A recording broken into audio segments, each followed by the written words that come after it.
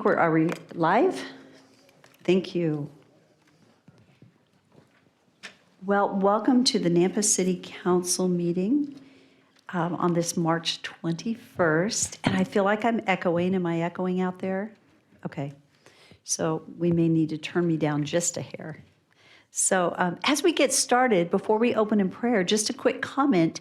Tonight is the last night we will be meeting in the council chambers as they currently are configured.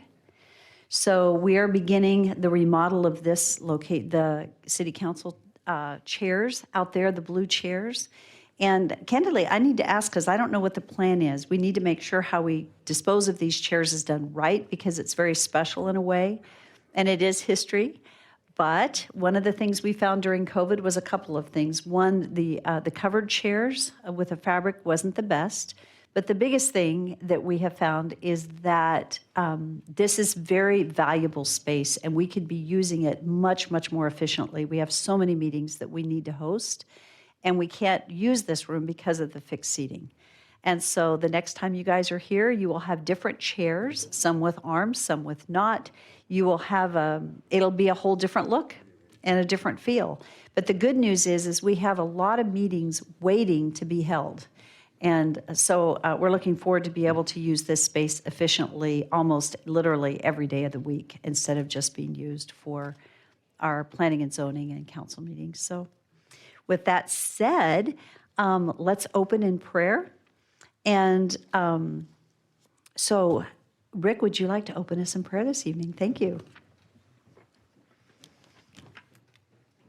Good evening, Mayor, Council, and all in attendance. Let's pray together.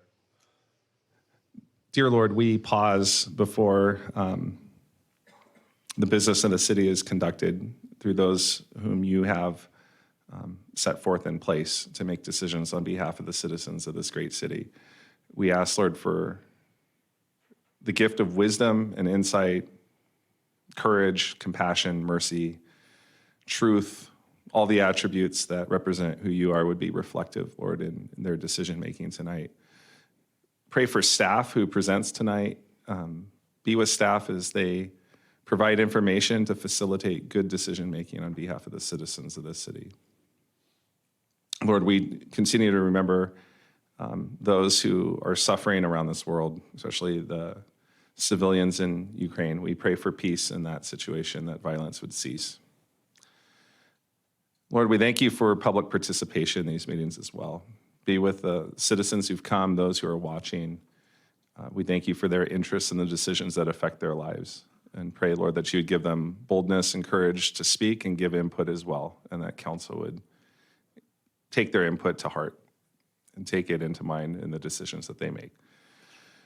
Lord, we thank you for the gift of life and breath and all that we have. We acknowledge it comes from you. It's a gift of mercy and grace from you. We pray that in all that we do, whether we eat, drink, we do it all for your glory. And may tonight glorify you in all that is done in this building.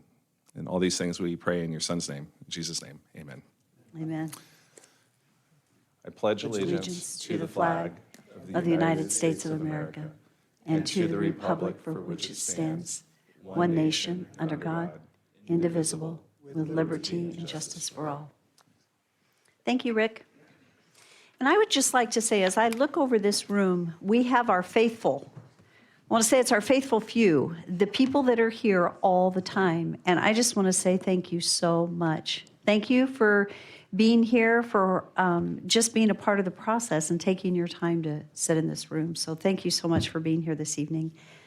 This evening, we do have the pleasure of introducing our new city clerk, her first time to sit here, Shar Tim. It's wonderful to have you. And so shall we start with roll call? Rodriguez. Here. Bruner. Here. Dangula. Yes, here. Levi. Present. Haverfield. I'm here. Bauer. Here. All present. Thank you. Proposed amendments to the agenda. I think this evening I'm actually going to suggest that we move items 6.5 up to 6.1. That's the CDBG report. It is not long. It is a public hearing, but we're not anticipating it to be long at all. And so I would like to ask if it would be okay with the council if we go ahead and move it up. So moved. Second. Thank you. And as you make that motion, would you mind just moving to approve the amendments to the agenda and the consent agenda in one motion? So moved. It's been moved and seconded. Is there any discussion? Roll call. Rodriguez, Yes. Jangula, Yes. Levi, Yes. Bauer, Yes. Brunner. Yes. I'm sorry, just lost it. Did I miss Jangula? Nope, you're good. Haverfield. Excuse me. Thank you. All in favor, motion carries. Thank you.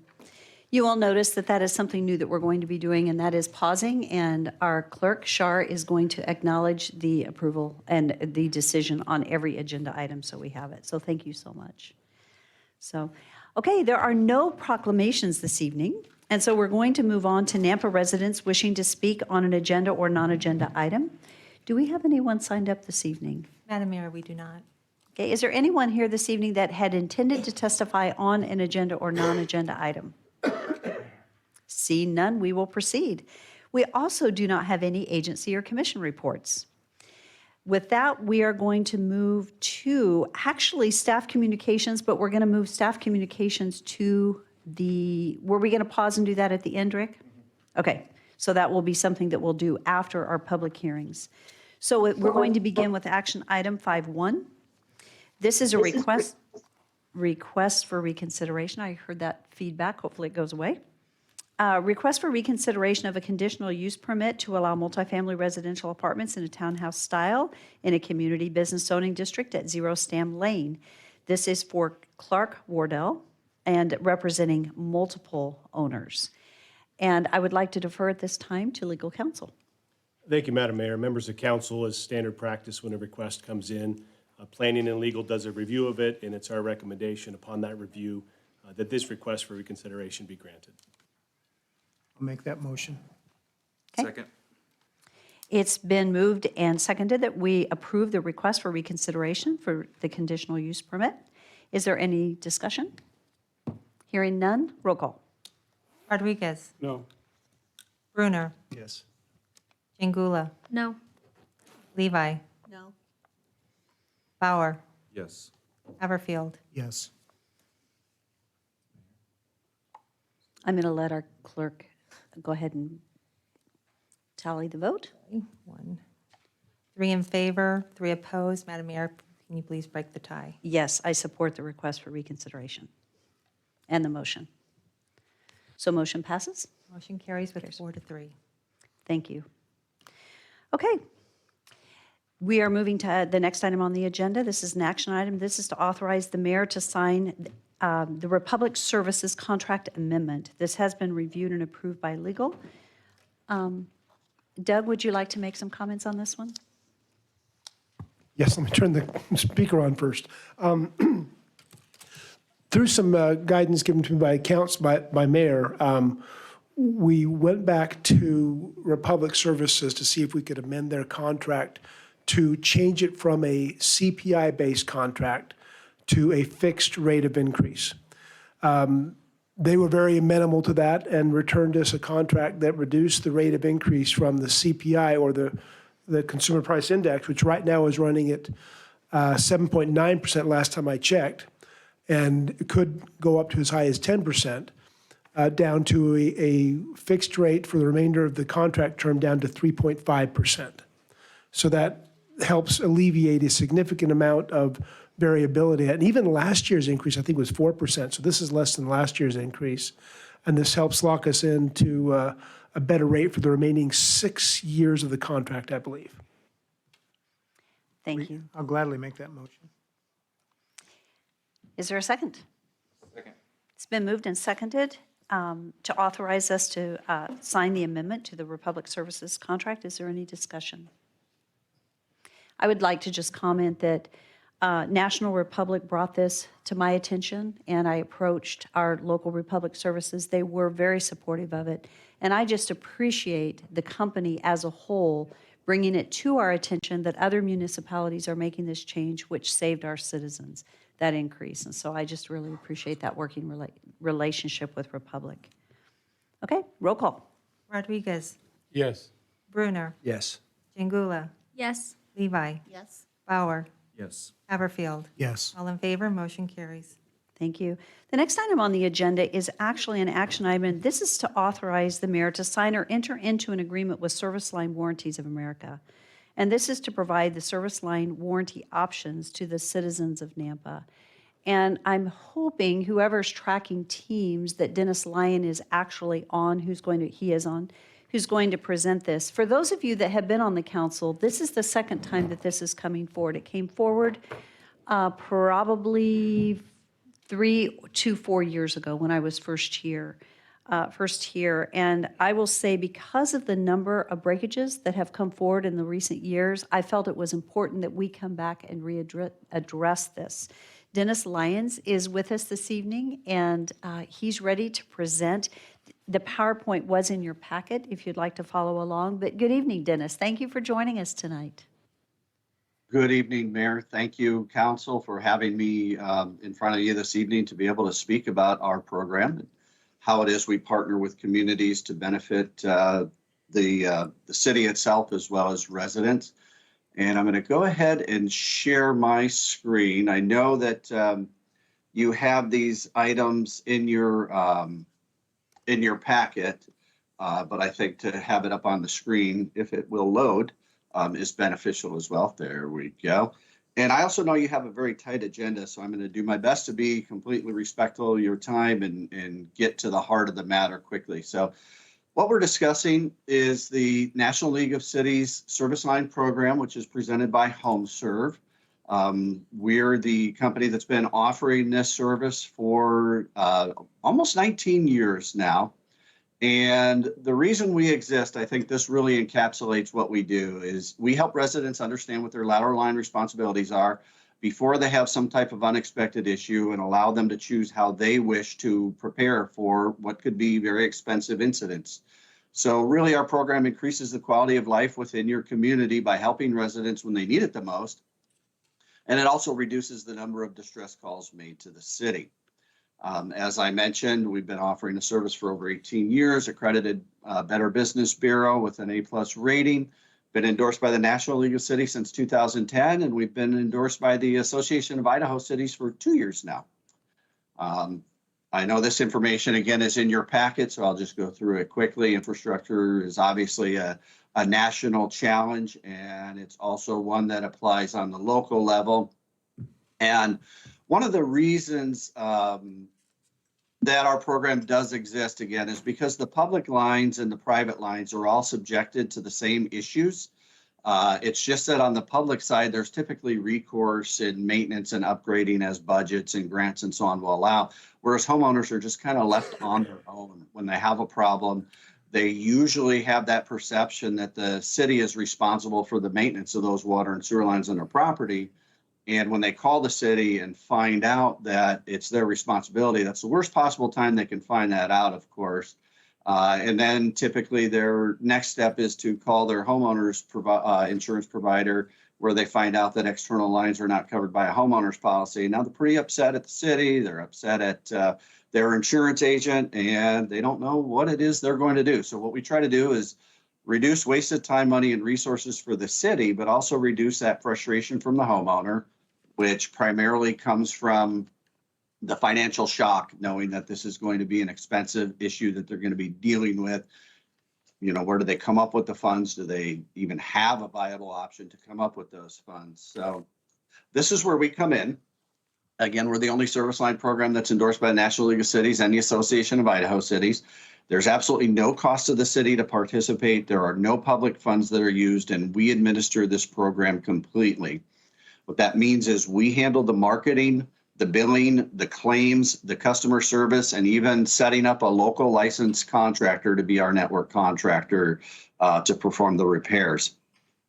There's a component of our program that's an optional revenue share for the city, and I'll touch on that in a moment and how that works. It's something you can participate in or pass on. In every community where we're available, really, we serve as a public awareness campaign for the city. And what we do is we provide materials to homeowners that educates them on what their lateral line responsibilities are and lets them know that there's voluntary coverage they can participate in. For the folks who choose not to participate, they're getting that proactive education where at least when they have an issue, they're less likely to call the city about it. But for the folks who do participate, we're really providing them with a one-call solution where we're not just giving them the coverage for the issue financially, but we're also handling all the arrangements with the contractor for them and paying the contractor directly once the work is completed. Our call center is based in Chattanooga, Tennessee. It's available 24 hours a day, every day of the week, including holidays. So when they call, they get to speak to a real live human being who will dispatch the contractor to take care of the issue for them. All of our contractors are local and licensed to make sure that, they're doing all the work up to the city standards. Everything must be done up to code and all the proper permits have to be pulled. And we put them through a vetting process to ensure a quality of service. So we make sure that they're licensed, bonded, insured, have all the equipment to make the repairs, no open complaints with the Better Business Bureau. And then we also conduct background checks and drug screens on the individuals that are performing the work for your residents. We offer 3 completely separate products. I'm going to go over the water and sewer line external coverage together because they're set up the same. And then there's also an in-home plumbing product. So for that external water and sewer line coverage, we're providing up to $8,500 in coverage per incident. So every time they have a problem, that's what's available to address that incident. And this is for repair or replacement of really any issue with their lines: broken, cracked, leaking pipes, tree root penetration, frozen external water lines that need to be thawed, or even just clogs that need to be cleared. And this takes care of everything from the foundation of their home to the point of that utility connection. The in-home plumbing product will provide up to $3,000 per incident. This is for all water, sewer, and drain lines that are inside the home after the point of entry, including clogged toilets, includes lines that are underneath the concrete slab or embedded in the concrete as well. For all of our coverages, there are no annual or lifetime limits. There are no deductibles. There are no service fees. And because we pay the contractors directly when the work is completed, there's no forms or paperwork that homeowners have to deal with either. They're able to opt in or out of the service at any time. So even if they have some work done and decide they don't want to participate any longer, they're free to go. There's no pre-inspection, so we don't ask them the age of their home. We don't send anybody out to inspect the property. When they enroll after a 30-day waiting period, that coverage begins for them. I mentioned the revenue share that is a component of the program. Again, this is something that's completely optional, but it's a non-tax revenue of 10% per product per month. You can utilize those funds however you wish. Most cities will use those for low-income utility assistance. That's by far the number one source that they fund, program that they fund with those sources. Again, our goal here is to reduce costs to the city. We pay the contractor directly. So a couple of the benefits of that is we're infusing money into the local economy by paying those local contractors, but we're also saving money for residents that can be reinvested in the local economy. And I also failed to mention, if you pass on that revenue share, it decreases the pricing for residents that choose to participate. As council member in Gooding put it to me when they recently approved our program for their community, is why would we take that revenue and punish people that choose to be proactive in taking care of their infrastructure, which is something I had never really thought of in that perspective before, but I think it's right. As for our marketing approach, there's no public funds used. Again, we only market by direct mail, so there's no telemarketers, there's no door-to-door salespeople. There's a maximum of 3 mail campaigns that we do per year.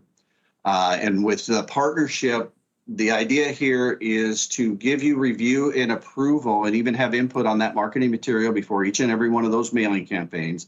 So before any of this material goes out to residents, it's sent to the city to be approved beforehand.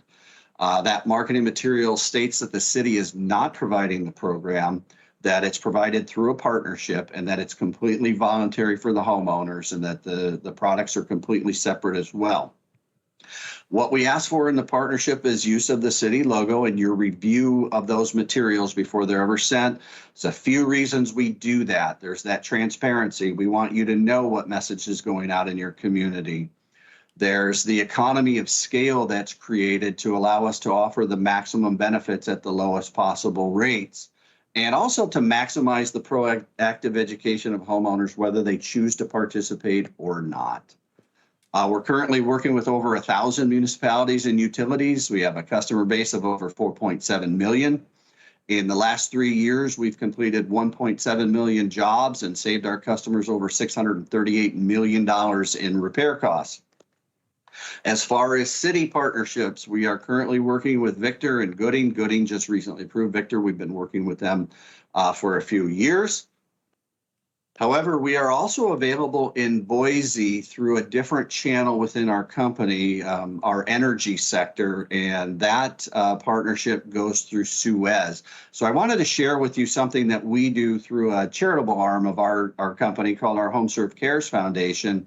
Recently, our network contractor in Boise came across a woman who was having an issue with her water line, and she was losing 200 gallons an hour and had an excessively high water bill, and she needed her 85-foot-long water service line replaced. We covered the entire cost of that $6,500 repair, and this was someone that was not a customer of ours. This is just the way that we give back to communities. So when our contractors come across issues like this, we ask them to refer them to us so they can be considered for HomeServe Cares.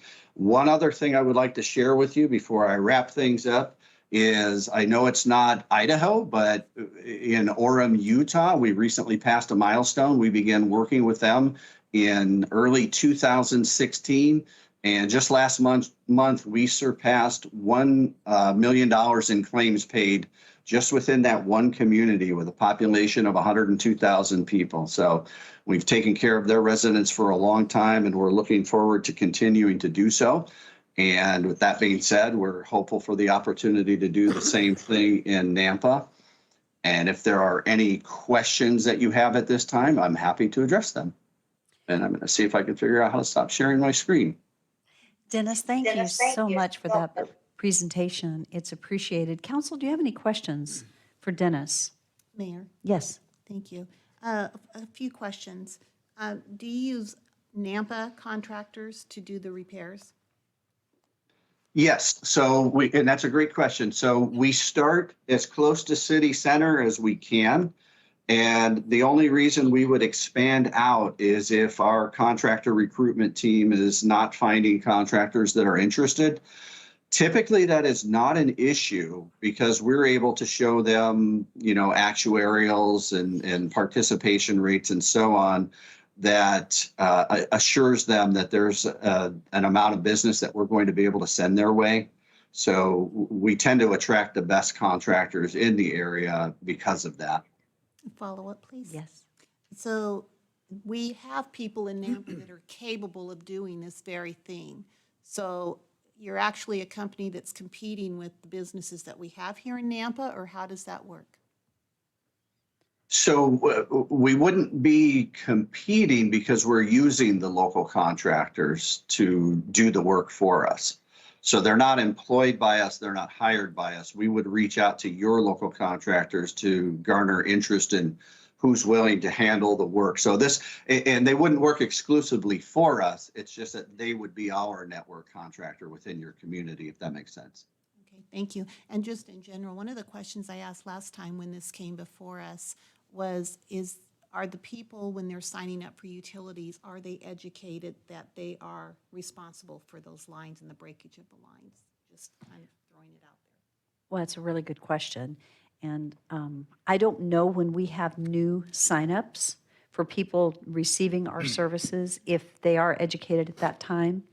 One thing that I do like about this is that this is an educational campaign. Besides selling a product, which is the warranty, but it's an opportunity to help our citizens better understand what is available to them, what they're responsible for. So, but that's a good question. Thank you.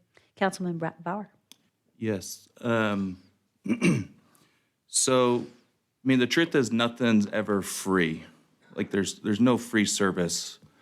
You guys have to make a profit somehow. So I guess my question is what percent are you taking? If I had a water break, which my brother just had a water break over the weekend, so that brother called a plumbing company directly for the service. I guess my question is what percentage are you taking for you guys to make a revenue from it?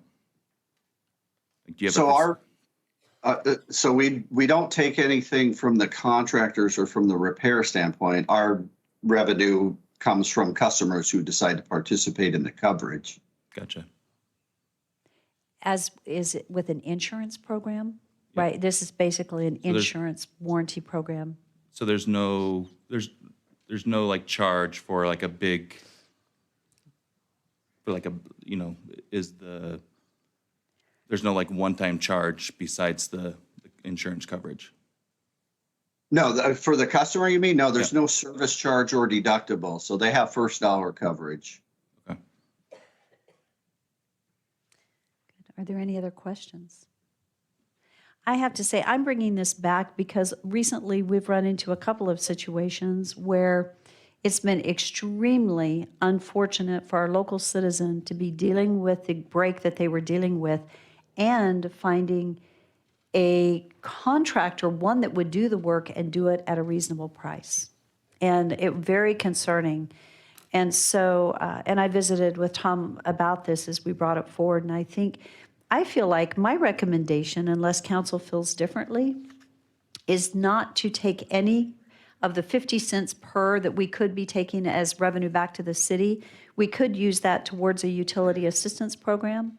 However, my thought is, this is not our business. I just want to see the service provided, the opportunity provided to our citizens. And that said, I would possibly recommend that we not take any of that, the opportunity for anything to come back to the city, but just use this as an opportunity to raise the awareness, educate our citizens, and provide a warranty program to our citizens. So I'd love to hear the thoughts of council on that. It's pretty quiet tonight. Mayor, Yes. I'm just going to make the motion. I remember this last time too, and there were a few concerns. I think they've proven themselves, and it's up to the citizens whether they participate or not. So I make the motion that we accept this agreement without the revenue sharing. Thank you. Is there a second? I second. So it's been moved and seconded that we accept the opportunity that, and you authorize the mayor to enter into the agreement. We'll finish it out with legal, without the extra revenue share back to the city. Is there any further discussion? Madam Mayor. Yes. So if I understand the direction, there's going to be some language that I want to put in the agreement that identifies issues discussed today, some of the local contractor preference and some of the vetting that is done. I spoke with Dennis earlier today, so he knows that would be coming. So I think if it's okay with mayor and council, the direction would be to bring back at the next council meeting that final contract with those elements in it for official approval. So If you- we want to amend the motion to where we will at least review the contract once submitted. Or we can authorize legal to negotiate the contract based on the direction given here, and then we move on. It doesn't have to come back again. It'll come, Madam Mayor, the contract itself will come back, but it'll be kind of a quick formality. We just Okay. want today to make sure if all of council is on board and gives direction, then we'll get that done. So in 2 weeks, you'll have the updated approved contract to be approved at that time. So the question is, do I need to amend my motion? Not necessarily, because that's what I heard you doing, is giving me direction to do that. The actual contract, though, will be in 2 weeks. And we had a second, so we're okay. Thank you. I would like to see the contract too. I mean, if seems too good to be true. I mean, if it is, then great. You know, I just like the $6 a month. I like to. In See all discussion, the Mayor, detail they're all three different rates Right. that they pay on a monthly basis, so it's up to the citizen to pay those insurance rates. Mayor, one Yes. final question, if I might, please. Do we put our logo on anything else or in other companies? Typically, we do not. That was the holding thing from last time, and why we didn't do it. For me, because we are going to approve any communication that goes out bearing our logo, we will approve that internally. So nothing can go out until it actually has our approval. So I feel comfortable with it personally, but thank you for the question. Do you have a follow-up? No, I just No. was asking. Mayor Kling. Yes. Yes, I'm concerned. I just want to, I'm kind of broken here, torn which way to go, because I don't see our local businesses that do this kind of work here talking about supporting this or not. So as a whole, are we allowing one company to mandate and progress all the other companies to do as they request? And are those who don't want to participate, are we putting them out of business? So I'm kind of concerned. I don't see how we would put anybody out of business because I don't know of anybody else that is providing a warranty program like this. And so this is not any competition regarding the people that do the work. It's just working, and actually will probably provide better service to our local citizens because they know they've got a reputable someone that's going to come in and do the work at a reasonable price. What we ran into recently was the price that was being charged to a local citizen was very, very, very high. That they didn't know and also didn't have anyone to go to bat for them. This, I think, in some ways helps protect our citizens from that, what I just experienced. So I don't see, unless, I mean, there may be someone else that does a local warranty program, insurance program. It's not that it's not that I'm concerned about. Not that at all. Okay. It's like an insurance company, a medical insurance company that says, here's our paid providers that you have to use. And these are going to allow us to work with the individuals, the homeowners. But if I want to go out somewhere else, I guess I pay the full price. So I'm not sure if this is a monopoly of the business or not. The insurance is a good issue, I think, but it's underlying issues that I don't know about yet. Okay. So I'd like to defer to legal. I know Councilman Bauer, you have a comment or question. Would you like to be before or after? I'd like to defer to legal in how you're perceiving Councilman Rodriguez's question and how to respond to that. Sure, Madam Mayor. It's a good question. As I understand it, really what the company is doing is giving the consumer a choice in the event that there might be a intrusion into the water or sewer line on their property. They can, roll the dice, and if it happens, they pay for it from whatever vendor they want, for whatever it costs, or utilize this particular company to have insurance coverage. Then, if that intrusion occurs, they've got full coverage. Whichever particular NAMPA contractor is selected to do the ultimate work, the homeowner's concern is that the work gets done and they're able to pay for it. So, as I understand it, the existing contractors within NAMPA or the area who would do this kind of work are all eligible and able to be engaged by this company to do the work if and when that event occurs. So in one sense, it might provide an additional opportunity for local contractors to provide work for a homeowner who might not otherwise be able to pay for it. And this company is the one who pays that NAMPA vendor to do the work. Yes, I understand that. However, some of these companies that do this kind of work, are we giving them the opportunity to go ahead and issue their own warrant program? That's what I'm referring to. Madam, I'm not sure I'm following.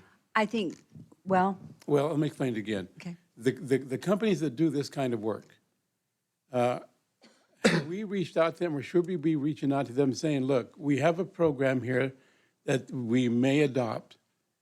However, as a local company, would you like to have your own warranty program rather than just give it to these folks? Individual companies doing the same thing. I don't know, I'm just throwing it out. If I Yeah, could I know you can't respond, answer that because we don't know. any company, It's just the idea. any other company could be doing this. And I Exactly. don't know that it's our job to get somebody to start up a new company just because we have an offering in our community. Because if they're not already doing it, that's up to them. That's their know. business plan. I know. This is, yeah. I know. So Councilman Bauer, and then I'd like to defer, or Haverfield, and then defer to Mr. Lyons online if he would like to provide any response to the questions. But Councilman Haverfield, which, You had a question? okay, so Bauer first and then Haverfield. It's for our president, because obviously you guys voted on this previously. So I'd like to get our president's input. I haven't heard him yet, so let's think of what Perfect. you want to hear what you had to say. I can't remember how I voted last time. I had a concern about transparency. And so I asked, sidebar, sorry, Mayor, if this is an annual renewal, if that's what we're agreeing to, because things can happen. People can become dissatisfied with a program that's got our logo on it, and then we're going to get the flack by virtue of that if it doesn't pan out properly. Obviously, with insurance, you can self-insure or you can hire a company to take care of an insurance policy for you. People can set aside money for that rainy day or hope that this policy they can afford it, and then they would have some coverage.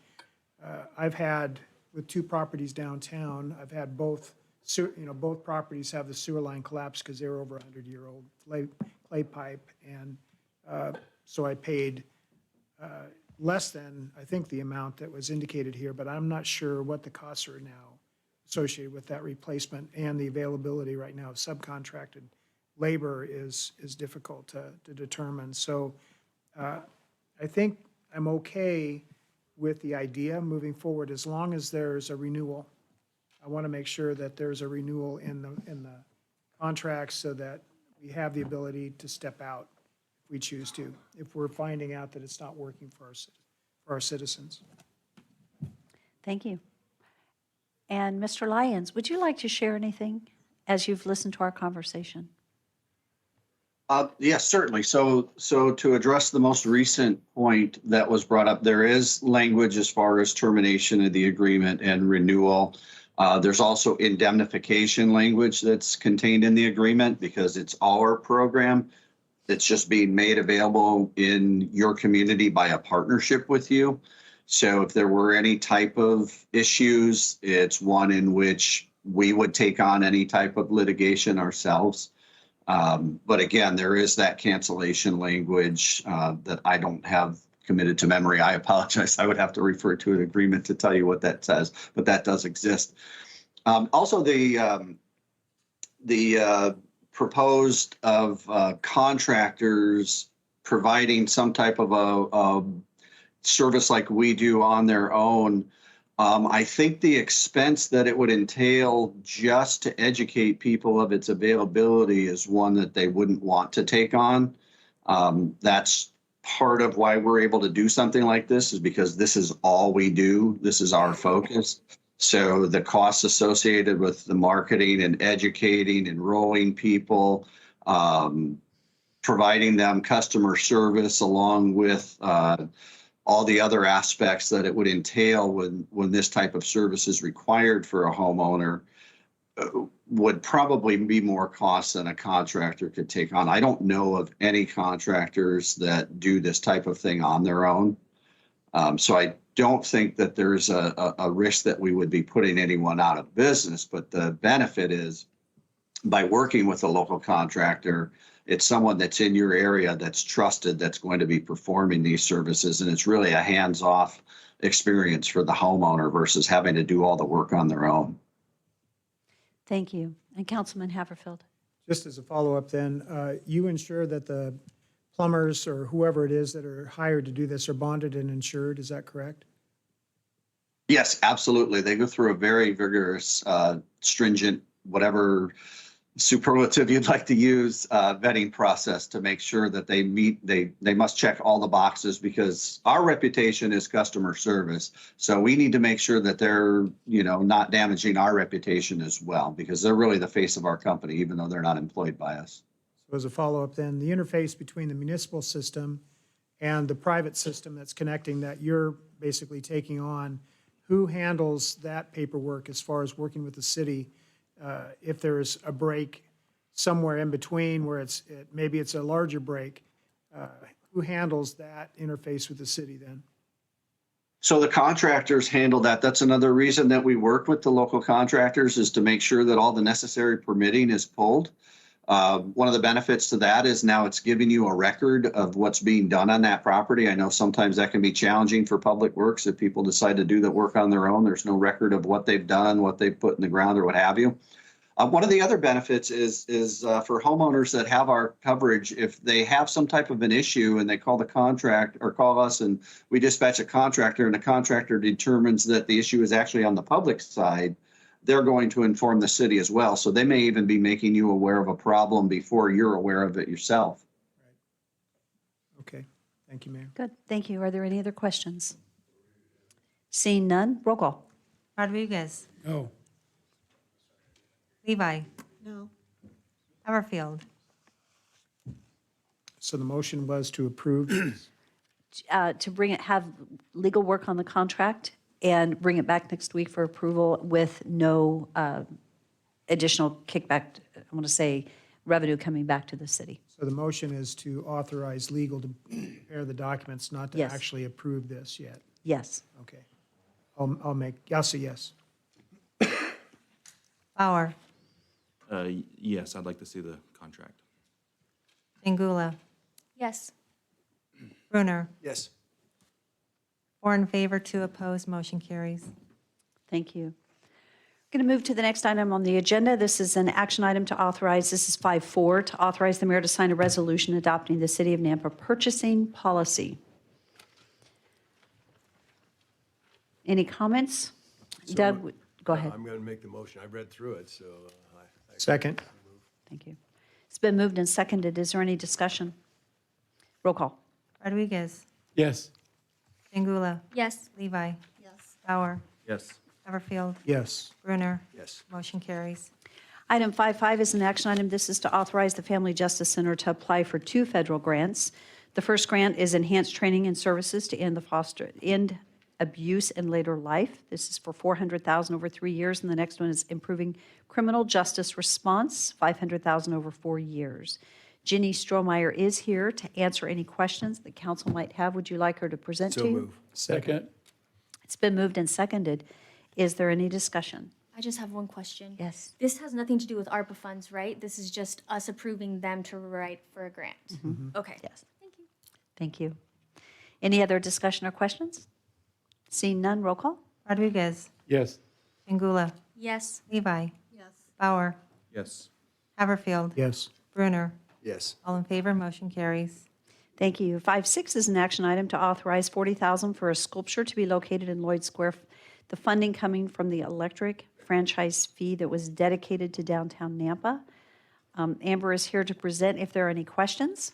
Mayor, Councilman Haverfield and I, serving on the NDC Commission, have heard of this. I had a lot of questions at that point in time, but I will make the motion, and if there's a second, and I guess if there's any other questions from the fellow councilman members, but I'm in favor of this. I'll second it too with the comment that part of NDC's funding, part of this, it's not all out of enterprise funds. Correct. And thank you to NDC for your support and funding. Are there any questions? There is a motion on the floor and a second. Is there any discussion, questions? Seeing none, roll call. Rodriguez, Yes. Pingula, Yes. Levi, Bauer, Yes. Everfield, Yes. Brunner. Yes. All in favor, motion carries. Mayor, I'd follow up to that, this is just to call, initially, it's just to allow a design to come forward for review and consideration. Okay. Nothing's been approved yet as far as an actual sculpture, but it's to incorporate the Nampa in it. Which is great. Thank you letters, so yeah. much. Thank you. Okay, item 5.7, this is the first reading of ordinance amending Title II, Chapter 2 of the Nampa City Code to create the City Council Districting Committee. I'll just let you read it. An ordinance of the City of Nampa, Cannon County, Idaho, amending Nampa City Code 2-2-2-4 regarding the establishment of city council districts and establishing a new section 2-2-2-5, setting forth the process for the creation of city council districts in accordance with Idaho Code Section 50-707A, providing for an effective date, providing for severability, and repealing all ordinances, resolutions, orders, and parts thereof in conflict herewith. Thank you. It is requested to pass under suspension of rules. So moved. Second. It's been moved and seconded. Is there any discussion? Mayor, Yes. I just want to say, as I've stated commonly on this, is I'm just against the fact that they're going to districts in the city and that should be city business. And But with that, I know it's already been done at the state level, so I just want that for the record. Thank you for your comments. I think we would all be in agreement with that. And if it were going to be done, I would have preferred it not be 6 separate districts, and I agree with you on that. But it is a state statute that we have to adhere to, so. Any other comments? Have we came up with who's going to be on the committee? Not yet, but we will. We'll come back on that. Okay, roll call. Brunner, Yes. Angula, Yes. Levi, Yes. Bauer, Yes. Rodriguez, Yes. Haverfield. Yes. All in favor, motion carries. Item 5.8 is another action item to authorize city staff to submit fiscal year 2022 Federal Aviation Administration bipartisan infrastructure law airport terminal program grant application. That was a lot for the Nampa Municipal Airport Terminal Building Project. And it's pretty exciting to have an opportunity to apply for a grant because it's very rare, correct? So Council, would you like a presentation? It's all in your packet this is approval just to apply for the grant. I'll make that motion. Second. It's been moved and seconded. Is there any discussion? Roll call. Rodriguez, Yes. Brunner, Yes. Levi, Yes. Bauer, Yes. Angula, Yes. Haverfield. Yes. All in favor, motion carries. Thank you. Item 5.9 is an action item. This is to authorize the mayor to sign a resolution to establish the City of Nampa Transportation Advisory Group. The resolution is included in our packet. And thank you, Jeff Barnes and Tom Points, for establishing this advisory group. Really appreciate those efforts. Thank you. Make the motion to approve, Mayor. Second. Thank you. It's been moved and seconded. Is there any discussion? Seeing none, roll call. Brunner, Yes. Angula, Yes. Levi, Yes. Bauer, Yes. Haverfield, Yes. Rodriguez. Yes. All in favor, motion carries. Item 5.10 is an action item. This is to authorize the mayor to sign a memorandum of understanding between the City of Nampa and Nampa Logistics Center LLC for the North Side Road design. This has been approved by legal. So move. Okay. It's been moved and seconded. Is there any discussion? Mayor, I have something. So when it says that the impact fee credit of 2,340.60, is that impact fee credit paid back, or is that just something that's given to the developer? Thank you. Good question. Jeff, thank you for answering that question.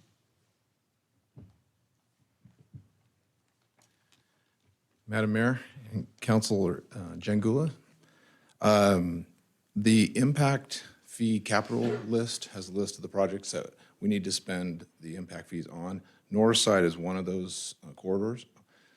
So by them putting money towards this project, it's on that corridor. So they would be spending money toward that.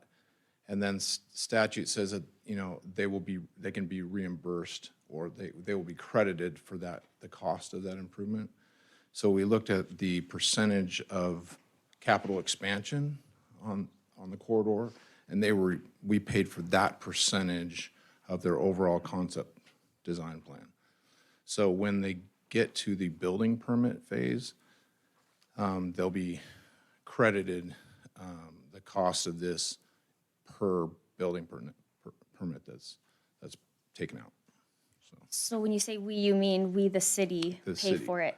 So that money comes from tax funds, citizen tax money? Counselor, so they will not be charged an impact fee on that particular property. Because city to will be- offset the cost of their investment. Correct. Because they, and in essence, are paying for it. They're just paying for it in a different manner. Yes. So they're getting money from NDC, and then they're getting property tax breaks and impact fee breaks as well? And How did you get to the NDC? Counselor, so this is the impact fees we're talking here are, will be reimbursed. I can't respond to the NDC. Maybe you can help It's me, tax Councilman. increment, I mean, it's basically a credit, in a sense. So the city's not out, NDC's not out any money. It's just, once they establish the new tax base and the money's put into it, That's when we authorize the increment. Okay. I don't know if that's, I mean, we can get into that further at another time, but I didn't see where the NDC was involved with this one. Where was that indicated? I don't remember where that was. Is this an Adler, it's not an Adler development, Okay. not that I'm aware of. Right. And Mayor, I know there's been a second, I know there's discussion by citizens out there on this, which I really appreciate, scrutinizing this closely. And, but, you know, in looking at it and so on, I felt like it was properly done and have faith in Public Works and how they deal with these situations. But I think what maybe, and I don't want to speak anybody's, what they're thinking, but I'm thinking, well, okay, so we're kind of just picking and choosing who gets benefits and who doesn't. And I don't want to get into that game. But anyway, I did not feel like this was that case, but if there's any further explanation, Jeff. Yeah, Councilman, so if this was not on the impact fee list of projects, they'd be paying their impact fees and they'd be paying for this. But because it's on that impact fee list, then we credit them because they're paying impact fees for that project. And maybe you, can you Yeah. help me, legal, clarify? Sure. It's 100% measurable and objective. It's exactly what you're describing is the developer would otherwise pay a set impact fee that's owed for the project. And instead of paying that, the developer is providing construction, I think it's design documents in this. Concept design. Concept design. So they're spending the same amount of money that otherwise would have been an impact fee paid in providing the design. And in this case, the value of what they're providing exceeds the amount of what their impact fee would have been. They're providing above and beyond the impact created by their development. So the developer, which is somewhat common when this happens, wants to preserve a credit. So I think it's how much is it in this one? $233,460. That's the credits. total amount, design 163,000 is cost. the credit, yeah, Yeah. 163,000. So that's the amount above and beyond what the impact created by the development? The 163,442, yeah, so that's a specific number derived from this the approved percentage. percentage. And so they'll have that credit that they provided above and beyond what they otherwise would have been required. They could use that on another project. It's sort of the way they can capture the extra that they're providing to the city. Okay, so in this case, growth is funding growth, and this doesn't fall on the taxpayer. Correct. Okay, Yes, correct. Madam Mayor, it ultimately is a net. It's just an application and payment of the existing impact fee in a different manner. Rather than pay the fee, they're paying it through providing the design documents Okay. for a project that's within the impact fee eligible program. That makes sense. Madam Mayor, I might add that, so Northside Corridor is a priority corridor for the city. So we have industrial going up on the north end. So this is in the city's best interest too, that we have a concept design. We have a number of projects going all the way from Karcher. We have an intersection going at Cherry with Nampa Highway District. We have a concept corridor plan on Ustick. This is that last stretch in between, on north side, in between Cherry and Ustick, that we can have a finished design. So it's in our best interest too, and it's good to have that concept done. Mayor? Yes. So I didn't see where this is a part of the NDC's, the improvements that we're funding, this is separate from that, correct? Yes, sir. It's separate. Mayor Kling. Yes. Okay. Why, how come we just, who figured out this formula for us to get confused over? Why not just say that the city, because the city of Napa is going to pay it with impact fees. Why not just pay it with impact fees and have the developer reimburse us for that's Council, what we do. Yeah, so if, like I said, if it wasn't on that impact fee list, it'd be a standard, we receive impact fees, they'd be paying for it all themselves. Because it's on the impact fees, they're paying a proportionate share, so they're getting a credit back. It's just because the project is part of our capital improvement plan for impact fees, and it's along the north side corridor. Okay. Mayor? Yes. Thank you, I appreciate it. I was kind of going there too, is why are we just, I don't know, it looks like we're robbing Peter to pay Paul kind of thing. It's just, it's not clear, it's confusing. So my question is, if we go ahead and we put the money out and we develop this, and then something by some strange reason goes bust with the economy, then we're out the money, and there's no developer to pay anything back. So we're not going to be out the money, Counselor, so this is impact fee dollars, so it's going to be growth paying for growth.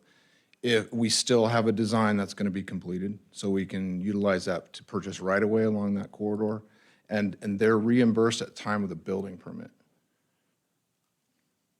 So they're reimbursed as they come in and they pay for their building permit, they do not have to pay that impact fee. So it's not like we're laying down cash right now as a city and paying for this project. Because They're accredited, they are paying for it.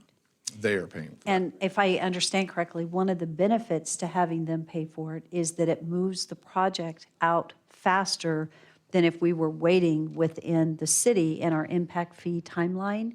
The developer, it's in their best interest that this work gets done. Because of that, and it's because it isn't a plan that we need to accomplish the work anyway, the developer is saying, we're going to fund that. We want to get it done, let's get it out the door. And so they're funding the design, and we need the design done anyway.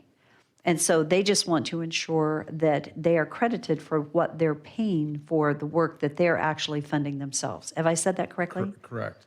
And state law stipulates what we can do with impact fees, and that I'll defer to legal, but. Right? Yes. And I'll give clarity for the council to know that sometimes what I hear is a misconception that the developer is getting some gain. It's not. It's value added to the city. The infrastructure that's being improved, whether it's roadway or under the surface, it's all city improvements that we're gaining here. It's not a developer thing that they're walking away with dollars in their pocket. So that's a misconception I keep hearing. Thank you. Is there any further discussion? So the motion on the table is to approve the mayor to sign the MOU with the City of Nampa and Nampa Logistics Center. Is there any further discussion? Seeing none, roll call. Chingula, Yes. Levi, No.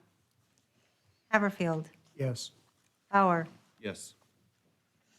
Rodriguez, No. Brunner. Okay, didn't matter if he seconded it though, right? He can change his mind, so yes. 4 in favor, 2 opposed, motion carries. Okay, it is 6:30 and it's time to move into our public hearings. And our first public hearing this evening is actually agendized as 6:5 on the agenda. We're going to move it to 6:1. And so, Matt, thank you for coming up and getting us started. The applicant is the city. And so, thank you. Thank you, Mayor Klein, council. It's good to see you guys again on this wonderful evening. I'll be real quick. If you guys will recall, back in November of 2020, we allocated pretty much all of our CARES Act funding. We took a big chunk of it and put it towards homelessness assistance. At that time, we identified Salvation Army to run the shelter. We're paying for staff time there. That's up and running and underway. At that moment, Catch of Canyon County had some additional ESG funding that had a sort of a timeline on it. And so they've met that timeline, and they would have had too much funding. So we have to always provide a need with our funds. So at this point, that ESG money is expiring, and that they're ready now to take on our funding to allow us to not only shelter people that needed it, families that needed it, but now on the other side of that coin, we'll help to pluck those families out of homelessness or shelters and put them into stable housing through case management and the work that Catch does through rapid rehousing. So this would just be sort of rounding out the last bit of that CARES Act funding into the homelessness services for $124,000 that they will probably carry out over the next year to possibly a little longer, depending on how we work out the budget and staff time. So. Thank you. Are there any questions for Matt before we step forward? And as it typically is, and why we've moved this to first on the agenda, is that we do not have anyone signed up for the public hearing. So actually, at this time, I'm going to officially open the public hearing. and ask the question, Matt, while you stand there. Is there anyone here that had intended to sign up to testify on behalf of item 6.5 to allocate the CDBG CARES Act funding to Catch of Canyon County? Okay, seeing none, I would stand for a motion to close public hearing. So moved. All in favor? Aye. Okay, are there questions for Matt? Do we understand this or have any questions regarding how we need to move forward? I think it's pretty clear. I'd make the motion to authorize the allocation as presented to us in the packet. Second. It's been moved and seconded. Is there any discussion? I have to say, Matt, I really appreciate your work. I think this is a very wise move. The need is great. Catch is an excellent organization who is focused on this, and that I think, from my understanding, are doing a really good job.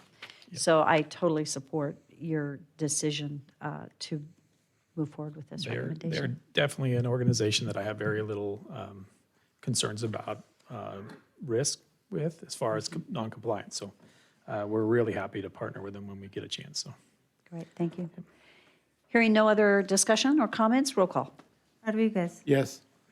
Jingula. Yes. Levi. Yes. Bauer. Yes. Brunner. Yes. Haverfield. Yes. All in favor, motion carries. Thank you, everybody. Thank you very much. Okay, we're going to move on to our public hearing 6.1 on the agenda. This is a zoning map amendment from suburban residential to two-family duplex residential with a potential development agreement. It is a planned unit development and a subdivision preliminary plat for Sugar Creek Townhomes at 0 Sugar Street and East Victory Road. This is for John Dixon, representing Bunker Development. And is John here? Good evening. Go ahead and restate your name and address and tell us a little bit about what you're Sure. wanting to do. I'm actually Chad Slister, the owner of the architecture firm, Okay, working for Kyle. So Chad Slister, Slister Ugrin Architecture, 415 South 13th, Boise. The project is really an infill of sorts. We're surrounded by RD zone. This is an RA, so we're asking for a rezone. We're putting in 85 units. Currently, the property is vacant, other than a few of the homeless folks that wander around, or some of the other activities that may occur in unpopulated places. And the intention is really just to infill and provide some additional housing. So we're proposing some fourplexes and triplexes. We've used the PUD aspect of the code to allow for a little bit different density option, still well within the range of city code stuff there. So it's really pretty straightforward. We've been working with Christy and the P&Z folks to make everything work. We have added in a bike path per the request. Originally, it was along the railroad. We have since worked through it and put it to the southeast property boundary there against the other residential to the southeast. There is a easement, and we did want to modify the wording to that slightly, Christy, nothing crazy. Guess I should pull it out here, but there's a slight legal thing that was brought up. The applicant's attorney, let's see, where's that at? Would like the easement piece to read, applicant developer is only required to provide access if and when 3 Sugar Street develops and joins the applicant developers owners association. I think it's just some legalese stuff. So if that's not problematic, we're totally on board with the easement piece. But really, yeah, here's a layout of kind of the units, all self-contained with one access to back into Sugar Street. And we're right there along Indian Creek, so is there any particular questions that council or the mayor may have. Thank you. Council, do you have any questions for the applicant at this time? Said, Mayor, if I may, 28 garage spaces, so who gets the 28 garage spaces? That is going to be part of the rental agreement setup scenario. I mean, are these for the three-bed, It's a mix, so that's kind of spread across. However, Kyle, the owner, splits them out. But they're going to be closely associated with the units that they're adjacent to, which I can't recall the exact. so there's approximately counts. two spaces per unit? Right, there's like, I Plus think, your 6 ADA. yeah, we're required to have 170 total, and I think we have 172. 173 or 72, yeah.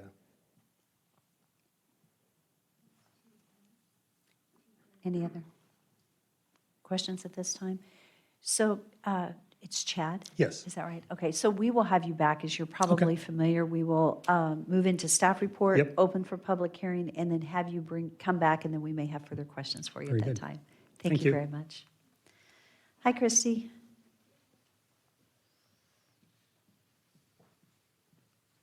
Thank you, Mayor and Council.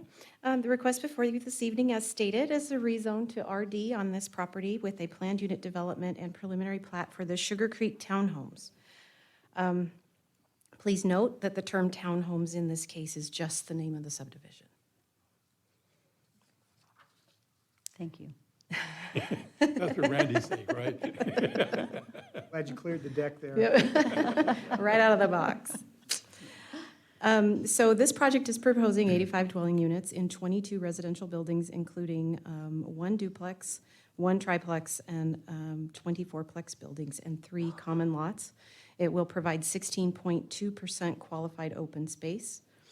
Staff supports the Planning and Zoning Commission's recommendation of approval on February 15th of this year, based on the following applicable regulations to determine the findings of the decision in this case. This property is in a medium-density designation on the future land use map and is requesting RD zoning, which is consistent with the medium-density designation. The area around 3rd Street North and Sugar Street is already zoned RD, and many of these properties are used for higher-density housing in the form of duplexes, fourplexes, and apartment buildings. This property is completely surrounded by that zone. This property is in, again, the medium-density residential designation on the future land use map, and therefore will not be creating a spot zone by requesting the RD zoning. It is noted in the comprehensive plan that a variety of housing types and opportunities should be made available to Nampa citizens. Therefore, this project could be considered to be in the interest of the public and reasonably necessary. So in a PUD, it is intended to promote more economical and efficient use of land while facilitating a harmonious variety of neighborhood development and higher level of urban amenities. This project provides a dense housing product in a fourplex style, which shows an efficient use of land while still providing open space at 16.2%. The amenities that they are going to provide include a playground and a dog park, and they will be required to construct a side path on Sugar Street and a pathway through the property as well. The parking code requires 2 per dwelling unit plus any ADA spaces that are required by building code. That equals 170 plus the ADA spaces. They have provided 172 off-street parking spaces plus 6 ADA spaces. So upon analysis that was completed, utilizing the conclusions of law that I just stated, the Nampa Comprehensive Plan and Nampa City Code, combined with the findings and the conditions listed in the staff report, the project appears to meet all of these requirements. Staff can reasonably recommend to you that the project be approved. So just a little bit of context for you. This is a map that shows the other developments in the area that are compatible with this project. So Sugar Meadows to the southeast is fourplexes and triplexes. Whispering Willows Apartments are apartment buildings. Creek Bridge Apartments on the other side of the railroad tracks are apartments. 4th Street Townhomes are actual townhouses that are sold for individual ownership. The Brittany Laurel Apartments are to the north, and Covey Run is across the street to the east, and that will also be fourplexes and duplexes. So the applicable regulations for the zoning map amendment is listed in your staff report. These are the zoning codes that were used to analyze the project in the RD zone. These are the requirements in the planned unit development, 15% qualified open space. There is an allowance for an increase in density. The density and the development type are appropriate for the RD zoning and the medium density residential setting, and the area surrounding is the same. And this is some of the design elements that go into a planned unit development. So they require landscaping, design features, and easements that will be put on the property. This is, a portion of it is in the floodway, and that portion will be the common area at the southwest side. Maintenance of the project can be achieved through the CC&Rs and a property management company that will be in place on site. And then the open space in the plat will be required through the CC&Rs to be mentioned and maintained and owned by that development and that HOA. So correspondence that was received, one nearby resident asked staff about the number and type of buildings, but was not for or against the project. Other comments were from the agencies listed in the staff report. They were the typical comments. Police stated that it will be 1.4 miles from the police station, and they would recommend a commitment to fund 0.37 officers and 0.12 additional support staff. Fire stated that it will be 1.3 miles from station number 1 with a response time of 7 minutes and could increase the need to 0.255 firefighter positions. So in regards to the plat, additional analysis concludes that the lot sizes and lot width comply with our city codes. There was a landscape plan that was submitted and approved by the city forester. And again, they have the 16.2 open space that is 1.2% over what is required for the PUD. So these are the conditions of approval that is recommended through the comments that were received. And again, just to reiterate his request, we do have a request to change items number 9 and item number 10. And I'll just read through those for you really quickly because I am going to need you to address those in your motion. Item number 9 states that the applicant developer shall provide a cross-access easement to the property addressed 3 South Sugar Street to provide access flexibility when the property develops. They have asked to add this language, and our city engineer is, he approves of this language. Until 3 Sugar Street develops, applicant and developer is permitted to fully fence the property boundary for Sugar Creek Townhomes. The applicant or developer is only required to provide access if and when 3 Sugar Street develops and joins the applicant owners association. That's the first one.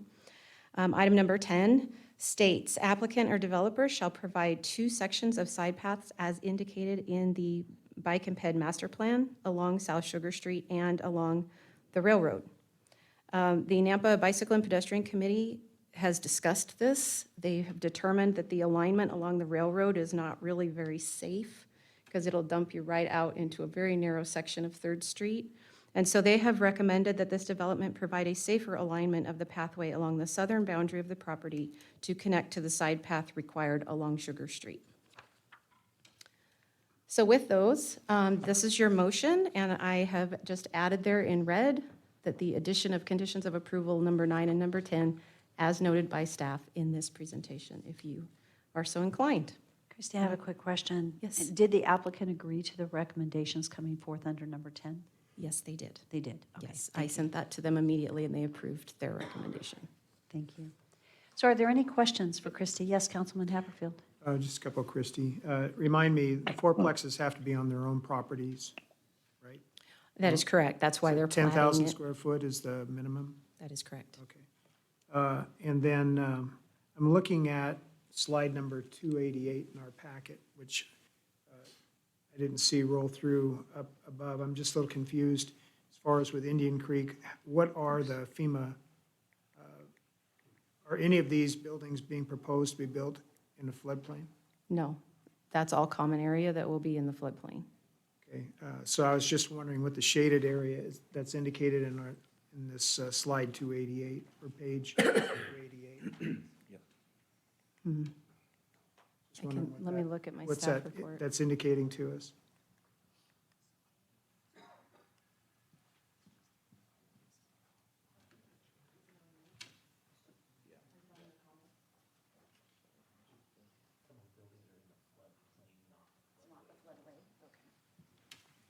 Okay, so Caleb has indicated that some of the buildings are in the floodplain, but they're not in the floodway. So they'll be required to certify out and elevate out So of the they don't need to floodplain. provide offset someplace else of property or the area that they're building over?